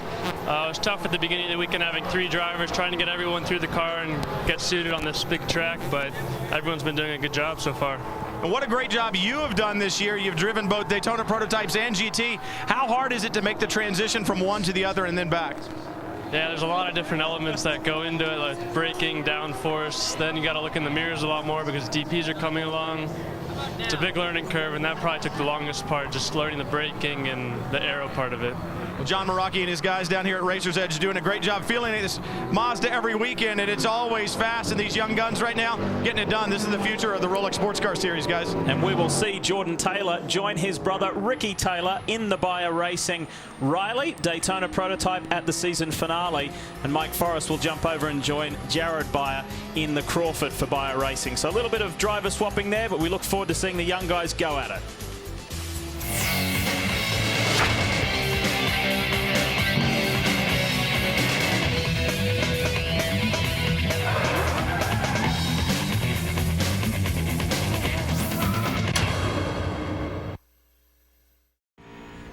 If you want the latest racing news, head to speedtv.com. You'll get all the commentary and exclusive analysis from speedtv.com's personalities and industry experts like the Penske duo of Timo Bernard, Romain Dumas, and the race leader right now, Alex Gurney. That's the Voices of Speed feature on speedtv.com. For those of you just turning on, welcome. You're watching Grand Am live here on Speed, and this is what has happened so far. We've got just 35 minutes of the race to go, but this is what's unfolded. At the start, John Fogarty, who blitzed them in qualifying, led his entire opening stanza, and it was Nick Ham who got off to a great start in the GT field. Not so the case for young Jade Buford, but it's a big learning curve. Good battles going on across the various manufacturers, Pontiac and Porsche here, and it was Andrew Davis and the 87 of Lee Keane. Later on, it was Robin Liddell and Dirk Werner. They've all had their goes. And then some very clever pit work and strategy from the Penske camp got the Verizon Wireless car ahead of the Gainsco 99. And that put Timo Bernard out in front of Alex Gurney. In GT, this was the pass for the lead. And that was nicely done. Dirk Werner on Sylvain Tremblay. It was as simple as that. And the 87 is trying to clinch the championship today. It's a very valuable day. It really is. And here we see a move down the inside into the hairpin. Bert Frizzell on the 61 locks it all up as he avoids taking out one of the championship contenders, Scott Pruitt. For the 99, the Gainsco Red Dragon, as Bob Stallings likes to call it. It has been a very productive weekend, and it continues to lead the way. Speaking of leading, Andy Lally has got the TRG Porsche out in front. Boy, it's been a long time between celebration and spraying the champagne for Andy. Here's the Rolex race summary. He leads GT, Gurney leads DP, 2 cautions for 6 laps in total.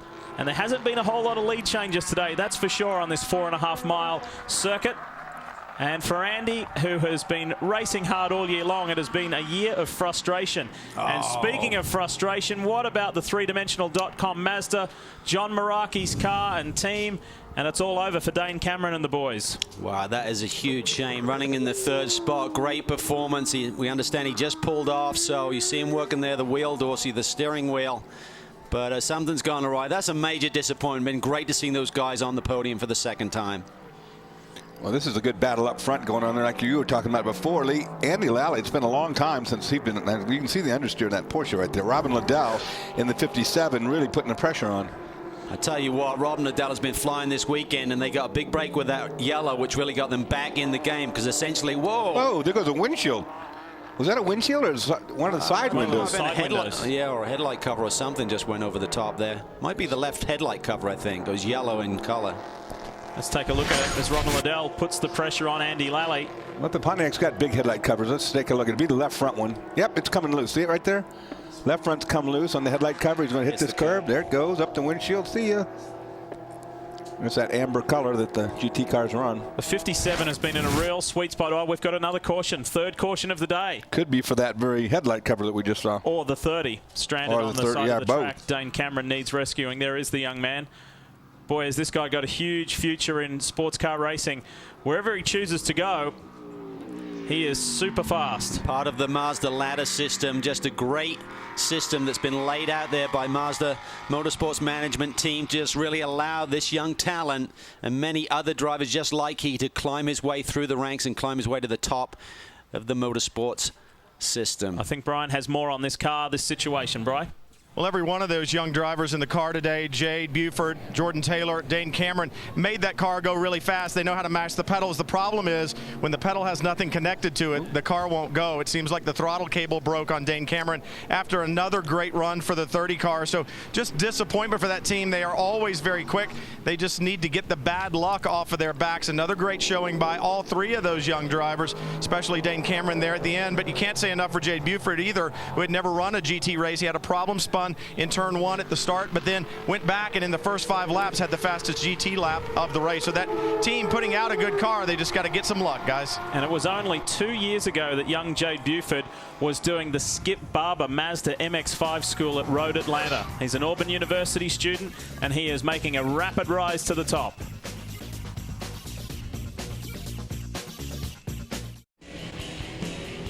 While we wait to go back to racing in the Grand Am Rolex Sports Car Series, let me remind you about the Coney Challenge. And the next race that you can see here on Speed is Saturday, October 3rd, 1:30 p.m. Eastern. That race was run last night, and all I can say is that it was spectacular. No, we won't give the results away, but it was spectacular. So make sure to tune in for that. It's a beautiful evening here in Salt Lake City. And what lies ahead? Who will take this one out? Will the 99 go on to extend its championship lead with just 1 round remaining? What's going to happen in GT? Will Andy Lally steer the TRG Porsche to a much-needed win? It has been Farnbacher Lowell stealing the headlines as far as GTs and as far as Porsches this year. That would do a lot for Andy Lally and the TRG organization, particularly that Bobby Labonte qualified so well. That was fantastic, Loudon qualified 8th, which was super. Kevin Buckler still hasn't come down off cloud 9 yet. So that was an amazing performance. Well, I'll tell you what these drivers do know, Dorsey, right now. They know what their competitors did on that last restart, and they're going to try and adjust their game a little bit and try and get a better advantage on this next green flag run here. And the crew chiefs will be telling these guys, soften the sway bars up, get everything nice and soft for a good start, because you're going to have about 20 minutes to go in this race. It's going to be a sprint race. You got to get it done now. No one's in the hot seat more than Alex Gurney. What does his co-driver think? Well, John Fogarty knows what to do. You had a great start, John. The last 2 restarts, Alex has been perfect. What's going on inside that cockpit right now? Any changes, and what's going on between his ears? What kind of restart are we going to see? You know, a good one, I hope. He's been doing great so far. You know, he's really been put to the test. They keep letting him have shots at us, and he's been able to keep him behind us. You know, Gainesville Auto Insurance Cars is definitely good, like we talked about earlier, through the infield. So as long as he can make it down in turn 1 in the lead, I think he can keep him back. But he's probably going to have to mix it up, I think, on the restarts. Look for something a little bit different, but still look for the 99 in front when they get to the apex of 1. Guys? The Gainesco's Circle of Champions program continues as they reward Gainesco Auto Insurance employees for good hard work. Swetha Seshadri and Leonard Rodriguez are here on behalf of Gainesco, and we congratulate you for your hard work in the workplace, and you've been able to come to the racetrack and see what the Gainesco machine can do. Angelelli, he's always dangerous in this situation. Never count the Italian out. 2 race wins this year. A marvelous performance up there in Montreal, Canada, in very wet and tricky conditions. But what can Max the Axe come up with here? And then there's the 12, the Verizon Wireless Porsche-powered Riley for Penske Racing. Is today the day? Can Romain Dumas do anything about it, Chris? Well, we know this organization does everything they can to try and make that car quicker. And one thing that's funny about this paddock is how each of these teams and drivers are always looking over everybody's car. I was standing with David Donahue and Darren Law this morning as all the cars were lining up for practice. As the 12 car rolled by, those two drivers were looking at that other Porsche Riley, inspecting every little detail on it. And one thing they noticed is typically the air intake in that back window is at the bottom of the window. It is right now out on the racetrack, but this morning the Penske guys were trying something a little bit different. The air intake all the way at the top of the window, and also the air box was louvered. So as that car went by, those two drivers just all of a sudden got really excited, immediately stopped the conversation with me and ran off to their crew chiefs to tell them exactly what they saw. But when that 12 car went on the racetrack, they tried it. The team didn't really like it, so they took that deck off. They put the old deck back on, said, you know what, maybe we need to do a little bit more development with trying a new air intake. 3 races really hurt Penske this year. That was Daytona 2, the July 4th race, then Barber, and then Watkins Glen, the short race there. All results outside the top 10, 11th, 15th, and 13th. What could have been for this car if it weren't for those results? It's been a pretty tough year for Romain Dumas and Timo Bernard, who are championship-winning drivers. Let's talk about championship. Here's the scenario. Points as of now, 8 would be the margin, the 99 over the 10, and 2 points further back, the Ganassi duo. So that will change. We've still got, what have we got, 23.5 minutes remaining in this race. How about GT? It cannot be clinched. Or can it be clinched? Yes, it can, because they're now ahead of them. So, all right, we'll see. We'll see how this pans out. And they're ahead by 1 position, and that's all they needed to do. They being the 87 of Dirk Werner and Lee Keen. And that margin, they just need to leave here with a margin of 36 points. So they would do it easily. Not a problem. Now, the way I see this is Max Angelelli got jumped on that last restart pretty badly. Gurney really snookered him at the start. For Max, if he can stay right with Gurney on this restart, we know he'll try the inside brake maneuver because he's really good on brakes. But he can't let Alex get that big, huge jump he got last time. Isn't that a beautiful shot? That just shows you where we are, the location, the mountains surrounding this fabulous circuit and venue. It is very, very picturesque. Will the racing match it? Will Alex Gurney repeat that restart of before? Well, he certainly did a beautiful, perfect job the last time around, but as we just said, the other drivers observed that, and certainly they will try to combat what Alex Gurney did the previous time. Brian, what are you hearing?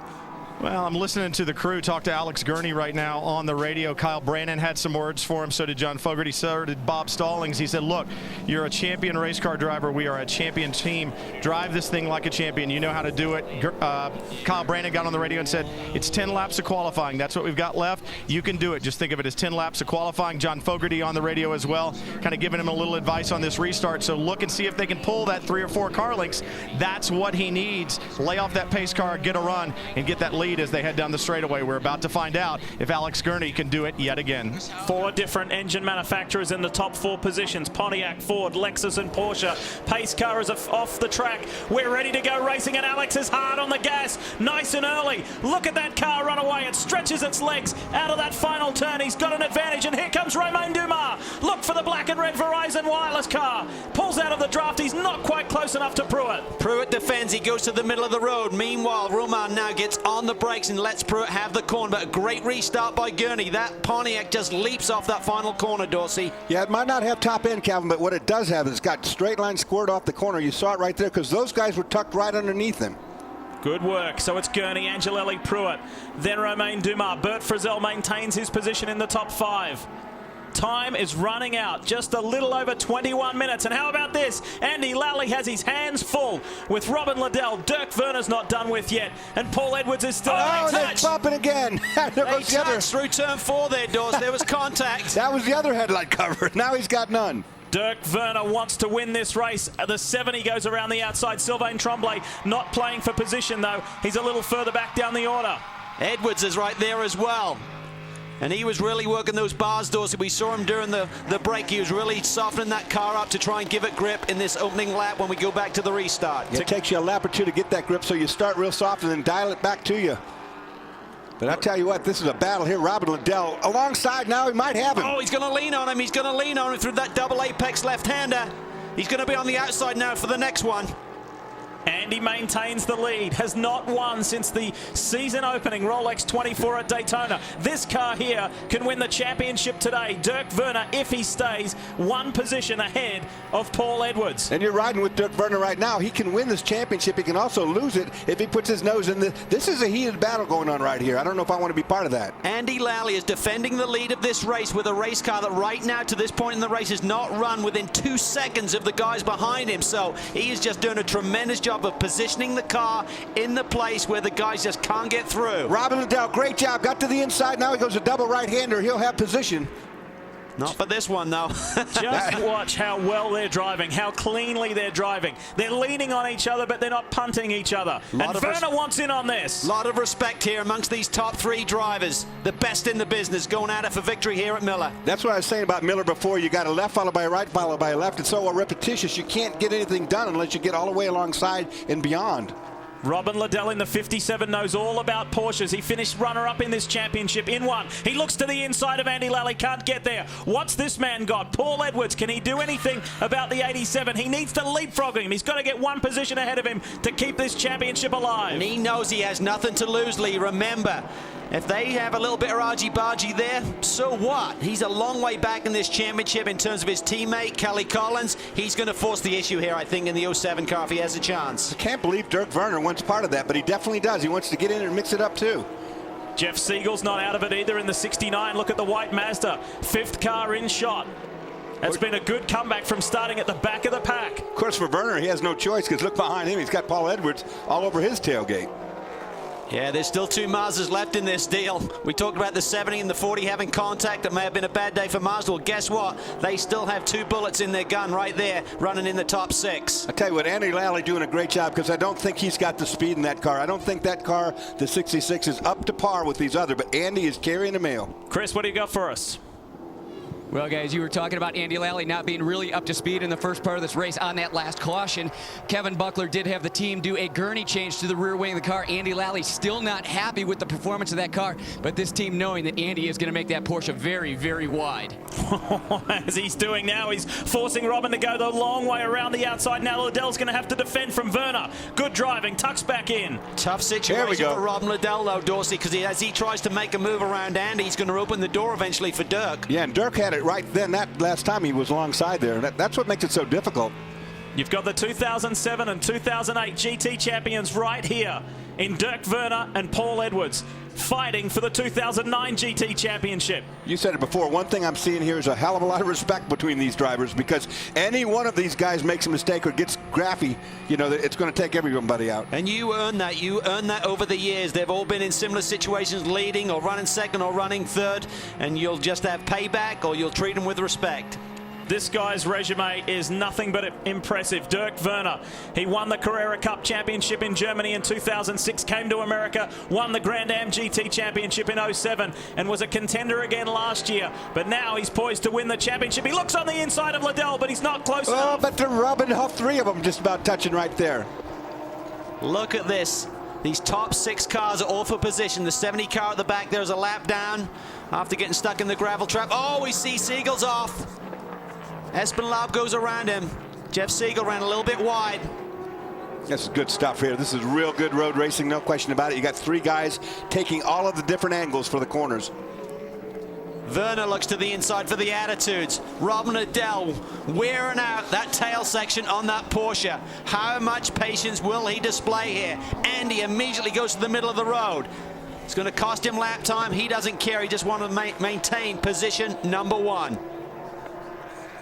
Liddell's looking good. He's down the inside. Dorsey got him. This time he's got him for sure. Now look further back. Look at this. Charles Espenlaub pushes the 07 of Paul Edwards off the road. And Paul will not like that. Here's the payback. Gotcha. You like to play that way? I can do it. Gone and gets through. Of course, both of those intentional. No question about that. For sure. Paul knows that part of the racetrack pretty well. We talked about the finish here a couple of years ago. That was the sort of action we saw there. But right now, Dirk Werner's getting a run on Lally also. Liddell out front. 57 Stevenson car looking for their 4th victory of the season. And if you think Andy Lally enjoys high-intensity, high-pressure competition, you bet. Just last week, he won King of the Hill Street Luge competition. Werner gets through on the inside, though. So in half a lap, Lally has gone from first to third. And that's what I said. I thought Andy did not have the car to be where he's at. He was carrying it with his driving ability, no question. But the car itself is just not as fast as these other ones around it. Let's go back and show you what went down between Paul Edwards and Charles Espenlaub. Here it comes. There's Espenlaub up real deep, locked up, gets into Paul, pushes him up over the top of the curb. I knew Paul wasn't going to like that. So he turns in a little early, clips the quarter panel and says, we're going to play this way. Watch, this is a perfect setup. There's where he gets pushed off. Now watch. Right here, I'll turn a little left and you'll turn a little right. Simple as that. And then he knows enough to brake so he doesn't get in a wreck on the spinning car.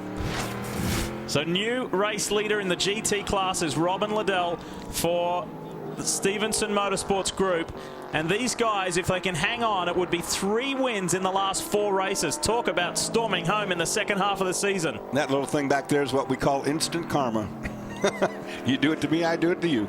Less than 1 second separates Alex Gurney and Max Angelelli for the lead of this race. That's what it looks like. Actually may have grown over the last half a lap or so.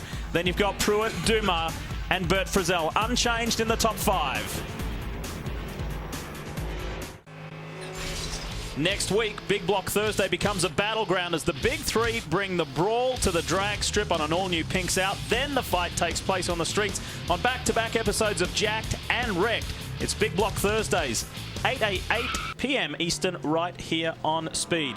We welcome you back, and we're really counting it down now. Less than 12 minutes to run in the 11th round of the Grand Am Championship this year, the Rolex Sports Car Series here in Utah, and it doesn't get much better than this for the Gainsco Auto Insurance gang.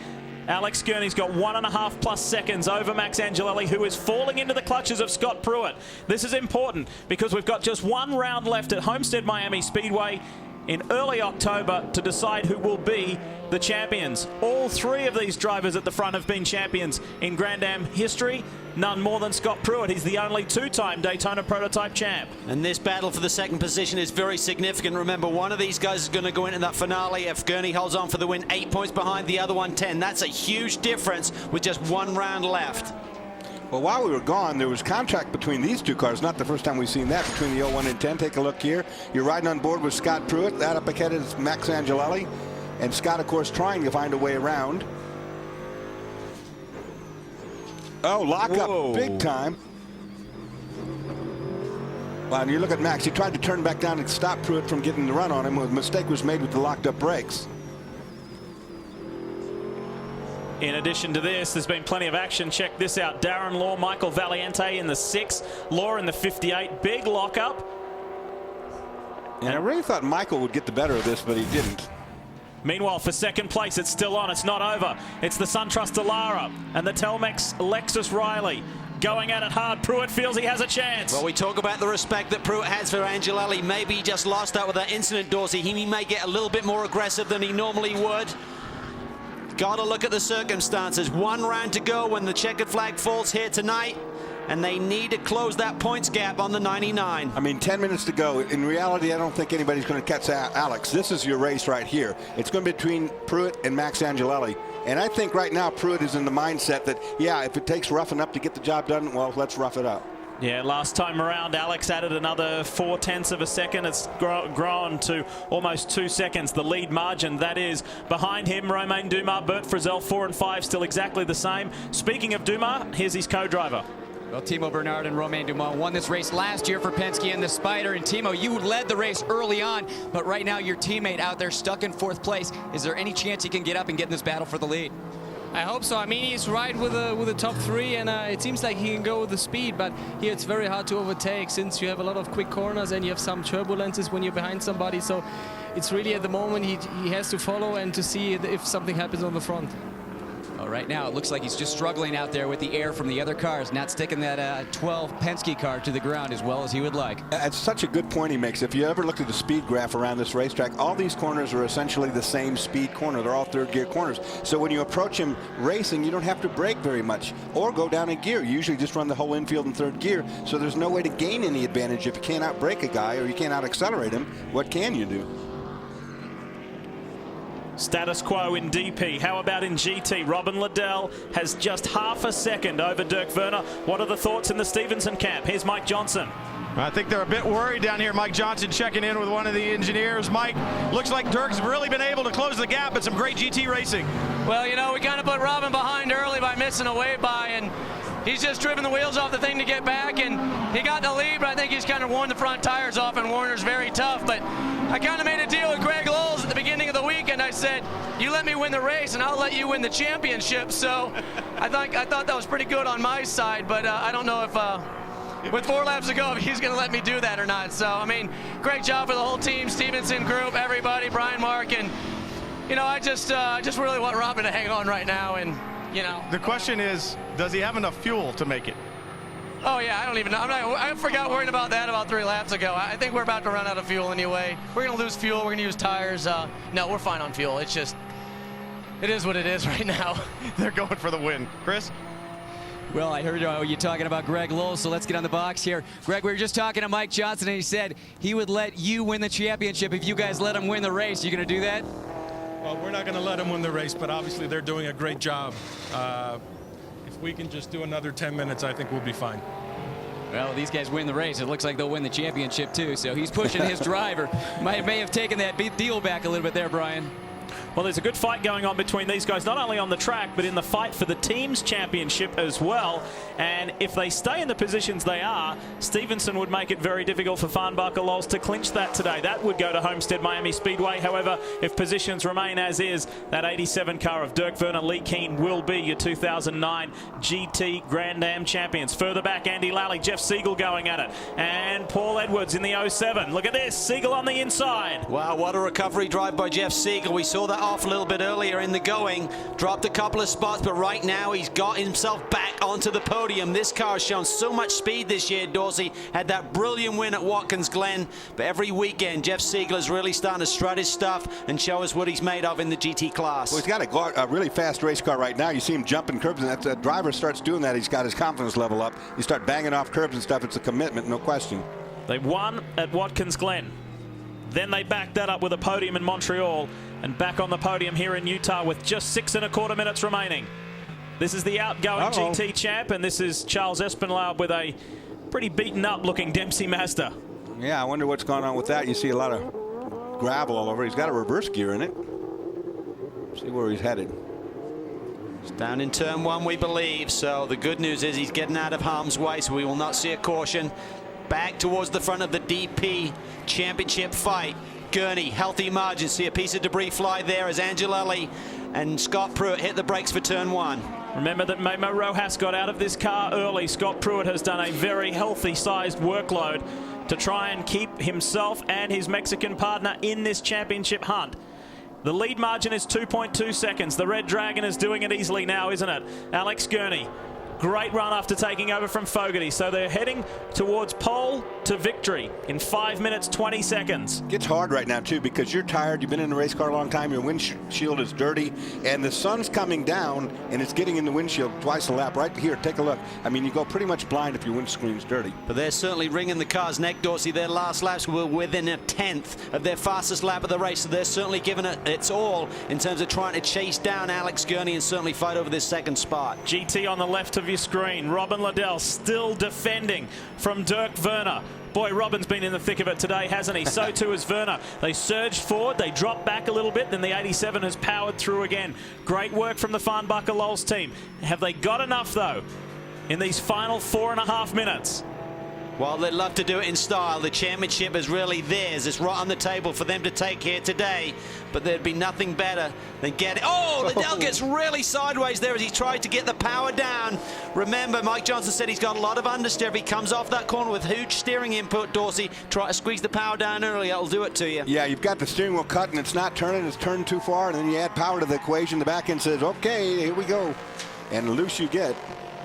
We're within the final few laps of this 4.5-mile monster, Miller Motorsports Park, and it's looking good for another win for the Gainesco Auto Insurance gang. It would be 4. They've already got more victories than anybody else in Daytona Prototype Racing this year. They would edge that out by 2 extra wins to 4. Watch Robin Liddell when he gets to one of these break zones. Watch the front of the Pontiac. I mean, it slams down on the ground. I mean, it just 5 inches probably of travel. That's one of the keys around this racetrack. You really need a car that can really absorb the curbs and the bumps here when you try and take a shortcut the corners like this. But you need platform as well, because you have a lot of directional change, fast change of direction, left to right to left. So you need platform in the car. So if you soften the car up too much for the curbs, you then lose that. So it's really a compromise between the two settings. That's this whole racetrack. I mean, it's all transitional turns. You're going left, right, left, right. There's no real straightaway except that big long one. It'd be nice to see a couple straightaways and some different turns here. Some smoke they're going through there. I don't know what that's about. Is that coming from the 21 Matt Connolly Pontiac? It's a little bit difficult to tell.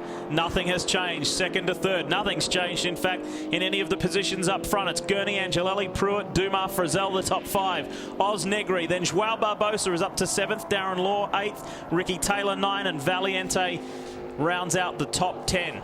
And these are the corners, the critical corners there. You lose downforce. You cannot be in a spot to make that overtaking maneuver down into the brake zone. Back at the front in GT. Liddell's opened up a car length or two. Immediately, Dirk takes that back. Oh, but Dirk's smoking. Look, we got an oil leak or something coming out of the back of the Porsche. At first, I thought it was brake smoke, but no, it's not. It's definitely leaking fluid, and it's constant now. And this is the championship leader.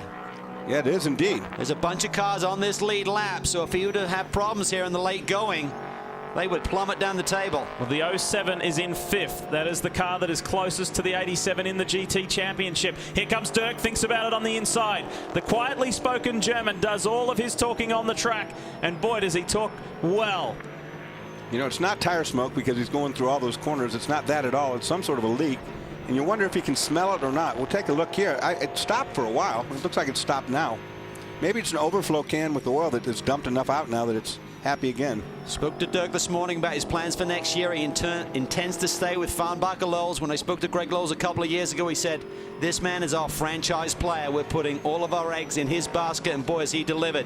Talk about this team switching chassis for next year, yet to be confirmed. But they may not be running Porsches here in the GT class next year. I think Greg has searched around and really looked at every possibility to see what is best for his team. And that's the asset about having Dirk Werner on board. There's a misconception that Dirk is actually a Porsche factory driver. That's not the case. And he thinks about it on the inside. That locked up his right front when he biased it, Cal, to try to get back behind. Yeah, I mean, Robin realized he kind of made the move almost too late, Dorsey. Dirk had a heck of a run, and Robin suddenly saw it come and moved to the inside, and Dirk had to take evasive action there. Good, clean driving, though. I think that's driving down into turn 1 in the sun in your eyes, and all of a sudden he looked up, and that Porsche had already started moving. I'll tell you what, if the positions were reversed in terms of the championship positions, I think Dirk would have gone for it nonetheless. The white flag awaits Alex Gurney and the Gainsco Auto Insurance Pontiac-powered Riley. 1 to go from here. 4.5 miles. And another victory and another step closer to a second championship for the Gainsco gang. Chris? Lee just went down to check in with Farnbacher Lowes on the smoke coming out of that car. And I've also been listening to Dirk on the scanner, and the team was asking him how his temperatures were. He said everything is fine, so the team's kind of crossing their fingers. They're not really telling him too much about it. They're just telling him keep his head down, keep driving. We only got 1 more lap to go. Well, it's going to be a desperation move, won't it, Cal, if he does something? He's keeping the pressure on, though. Robin Liddell. Oh, there it is. Tries to surprise him. Down 2 corners to go. They're going to have contact there. And that's a championship contender leader. Good contact there, too, as he rode up the fender. You saw that. Robin's not having anything to do with it. Liddell comes back.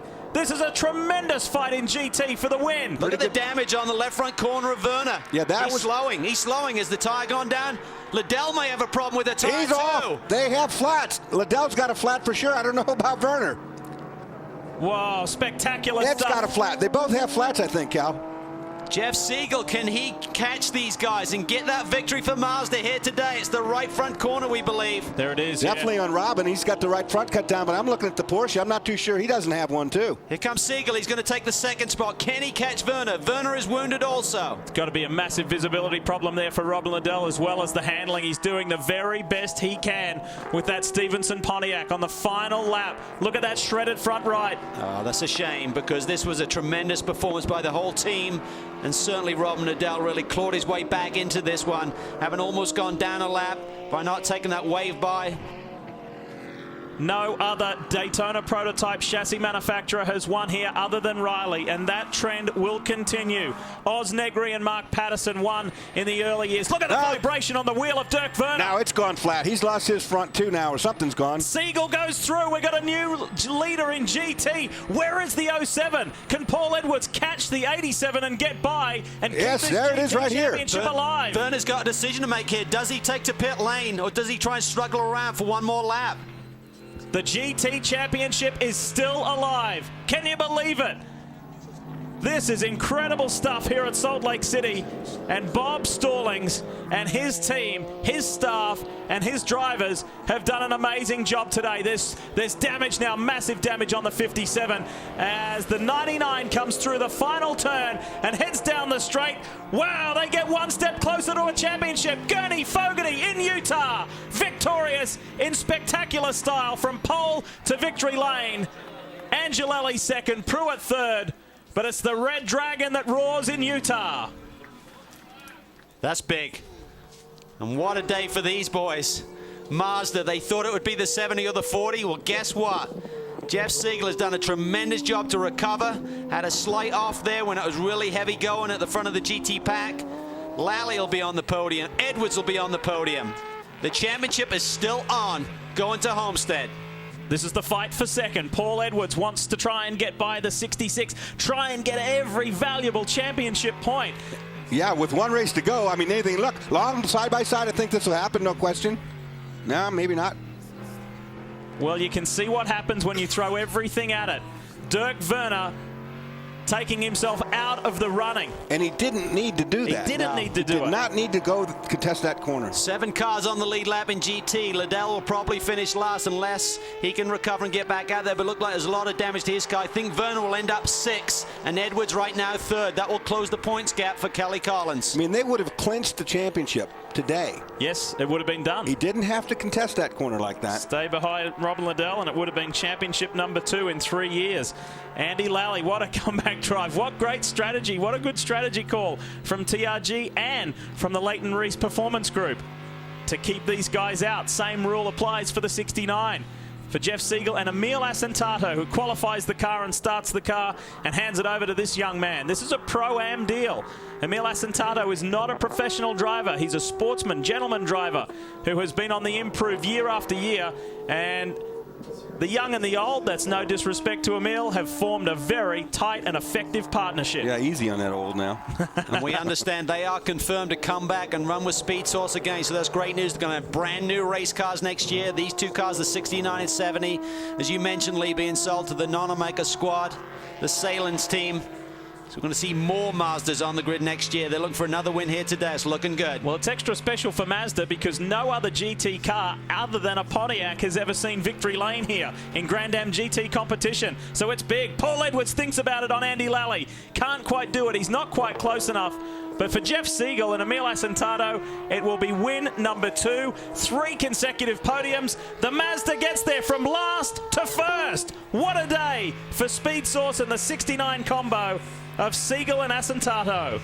Superb performance. There's Emil celebrating with the boys. And most importantly, the GT and DP championships are still alive. Speed's coverage of the Rolex Sports Car Series is presented on Speed by Rolex, a crown for every achievement. And brought to you in part by Pirelli. Power is nothing without control. Time to talk to our winners, and Brian, what a week it's been personally and professionally for Alex Gurney. It's been spectacular. John Fogarty did his job early on after qualifying on the pole and leading. But Alex, for you, they kept giving him opportunities to take shots at you, as John had said with those restarts. That last one, how nerve-wracking was it? Well, it was really nerve-wracking. Mark Graffoff came on the radio and said I shouldn't start too early down there, and really that makes for a tough recipe when you get down to the other end. So really stressful for sure, all those restarts. But what can I say? Just a great car, and I'm so proud of the team that we all work together so well, and This is what happens when we do that. Cool, calm, and collected. Guys, I was listening to him on the scanner after the checkered flag.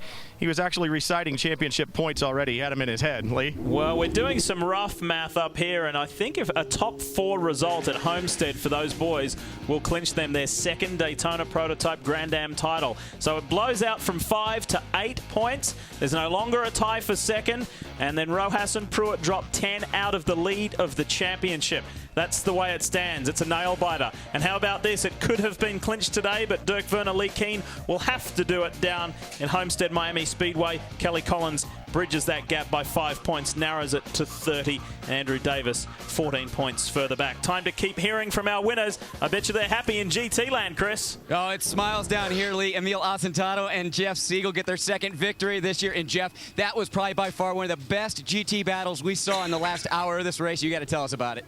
I hope it was pretty good because it was pretty tough from inside the car. You know, we had a fantastic car. I just can't say enough about the team.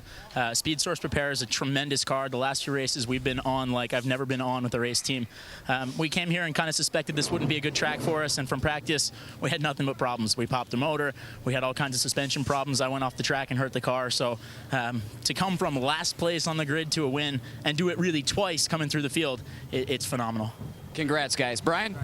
Max Angelelli, great job there at the end. You got the 01, so that's going to help you in the championship there. That 99 still out in front. What's Homestead going to be like? It's going to be hot. I tell you, I will not leave anything on the table, trust me. And I'm sure the 01 and the 99 will do the same. It's going to be a fight. Max the Axe is going to be back at Homestead. Let's talk to Scott Pruitt real quick. Scott had a great run there at the end, but Scott, just seemed like there wasn't enough in that Lexus Riley to get up front. Homestead, as we head there, the championship on the line. I got to believe that the fans are going to have quite a race to watch there. Yeah, as well as this one. I mean, the Ganassi guys did a great job. Memo was feeling pretty bad, and you know, he stepped up. And you know, once we were in the position we were back in third, we just couldn't make it go. I mean, the car was quick. The Telmex car ran really good, but the cars are so evenly matched, you just couldn't do anything. And Max and I had a great run, and hi to my family at home, and off to Miami. I mean, we're further behind than we'd like, but you know what? We're gonna go there and give it what we got. It's never over until it's over, and in true Rolex fashion, it's coming down to the last race of the season. Lee? We could not ask for it to be better. Boys, your thoughts on today's race? Well, I'll tell you, you know, it could have been over in GT. It's not, so it goes down to the finale, and that way it should be, you know, in a script. Same with DP. Who's going to win it? I don't know. There's 3 hungry teams in there, and it's going to be rough. You know, that's a good racetrack down there in Miami. And Homestead's going to be a war on both classes. Tell you what, though, the 99 squad just has their act together right now. I mean, Fogarty, 4 consecutive poles.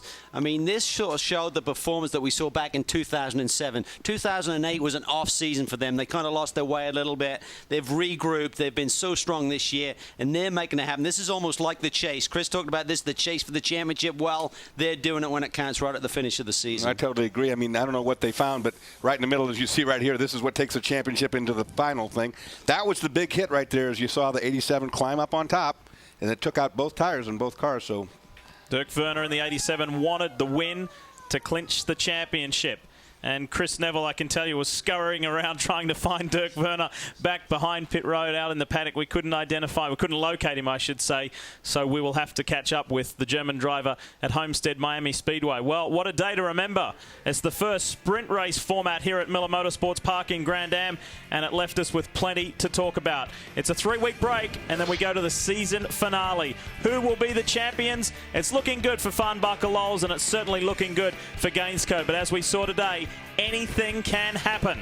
Great to have you with us here. You've been watching Grand Am live on Speed, and just as we like it, it's going to go down to the final round. We'll see you from Homestead Miami Speedway in 3 weeks' time.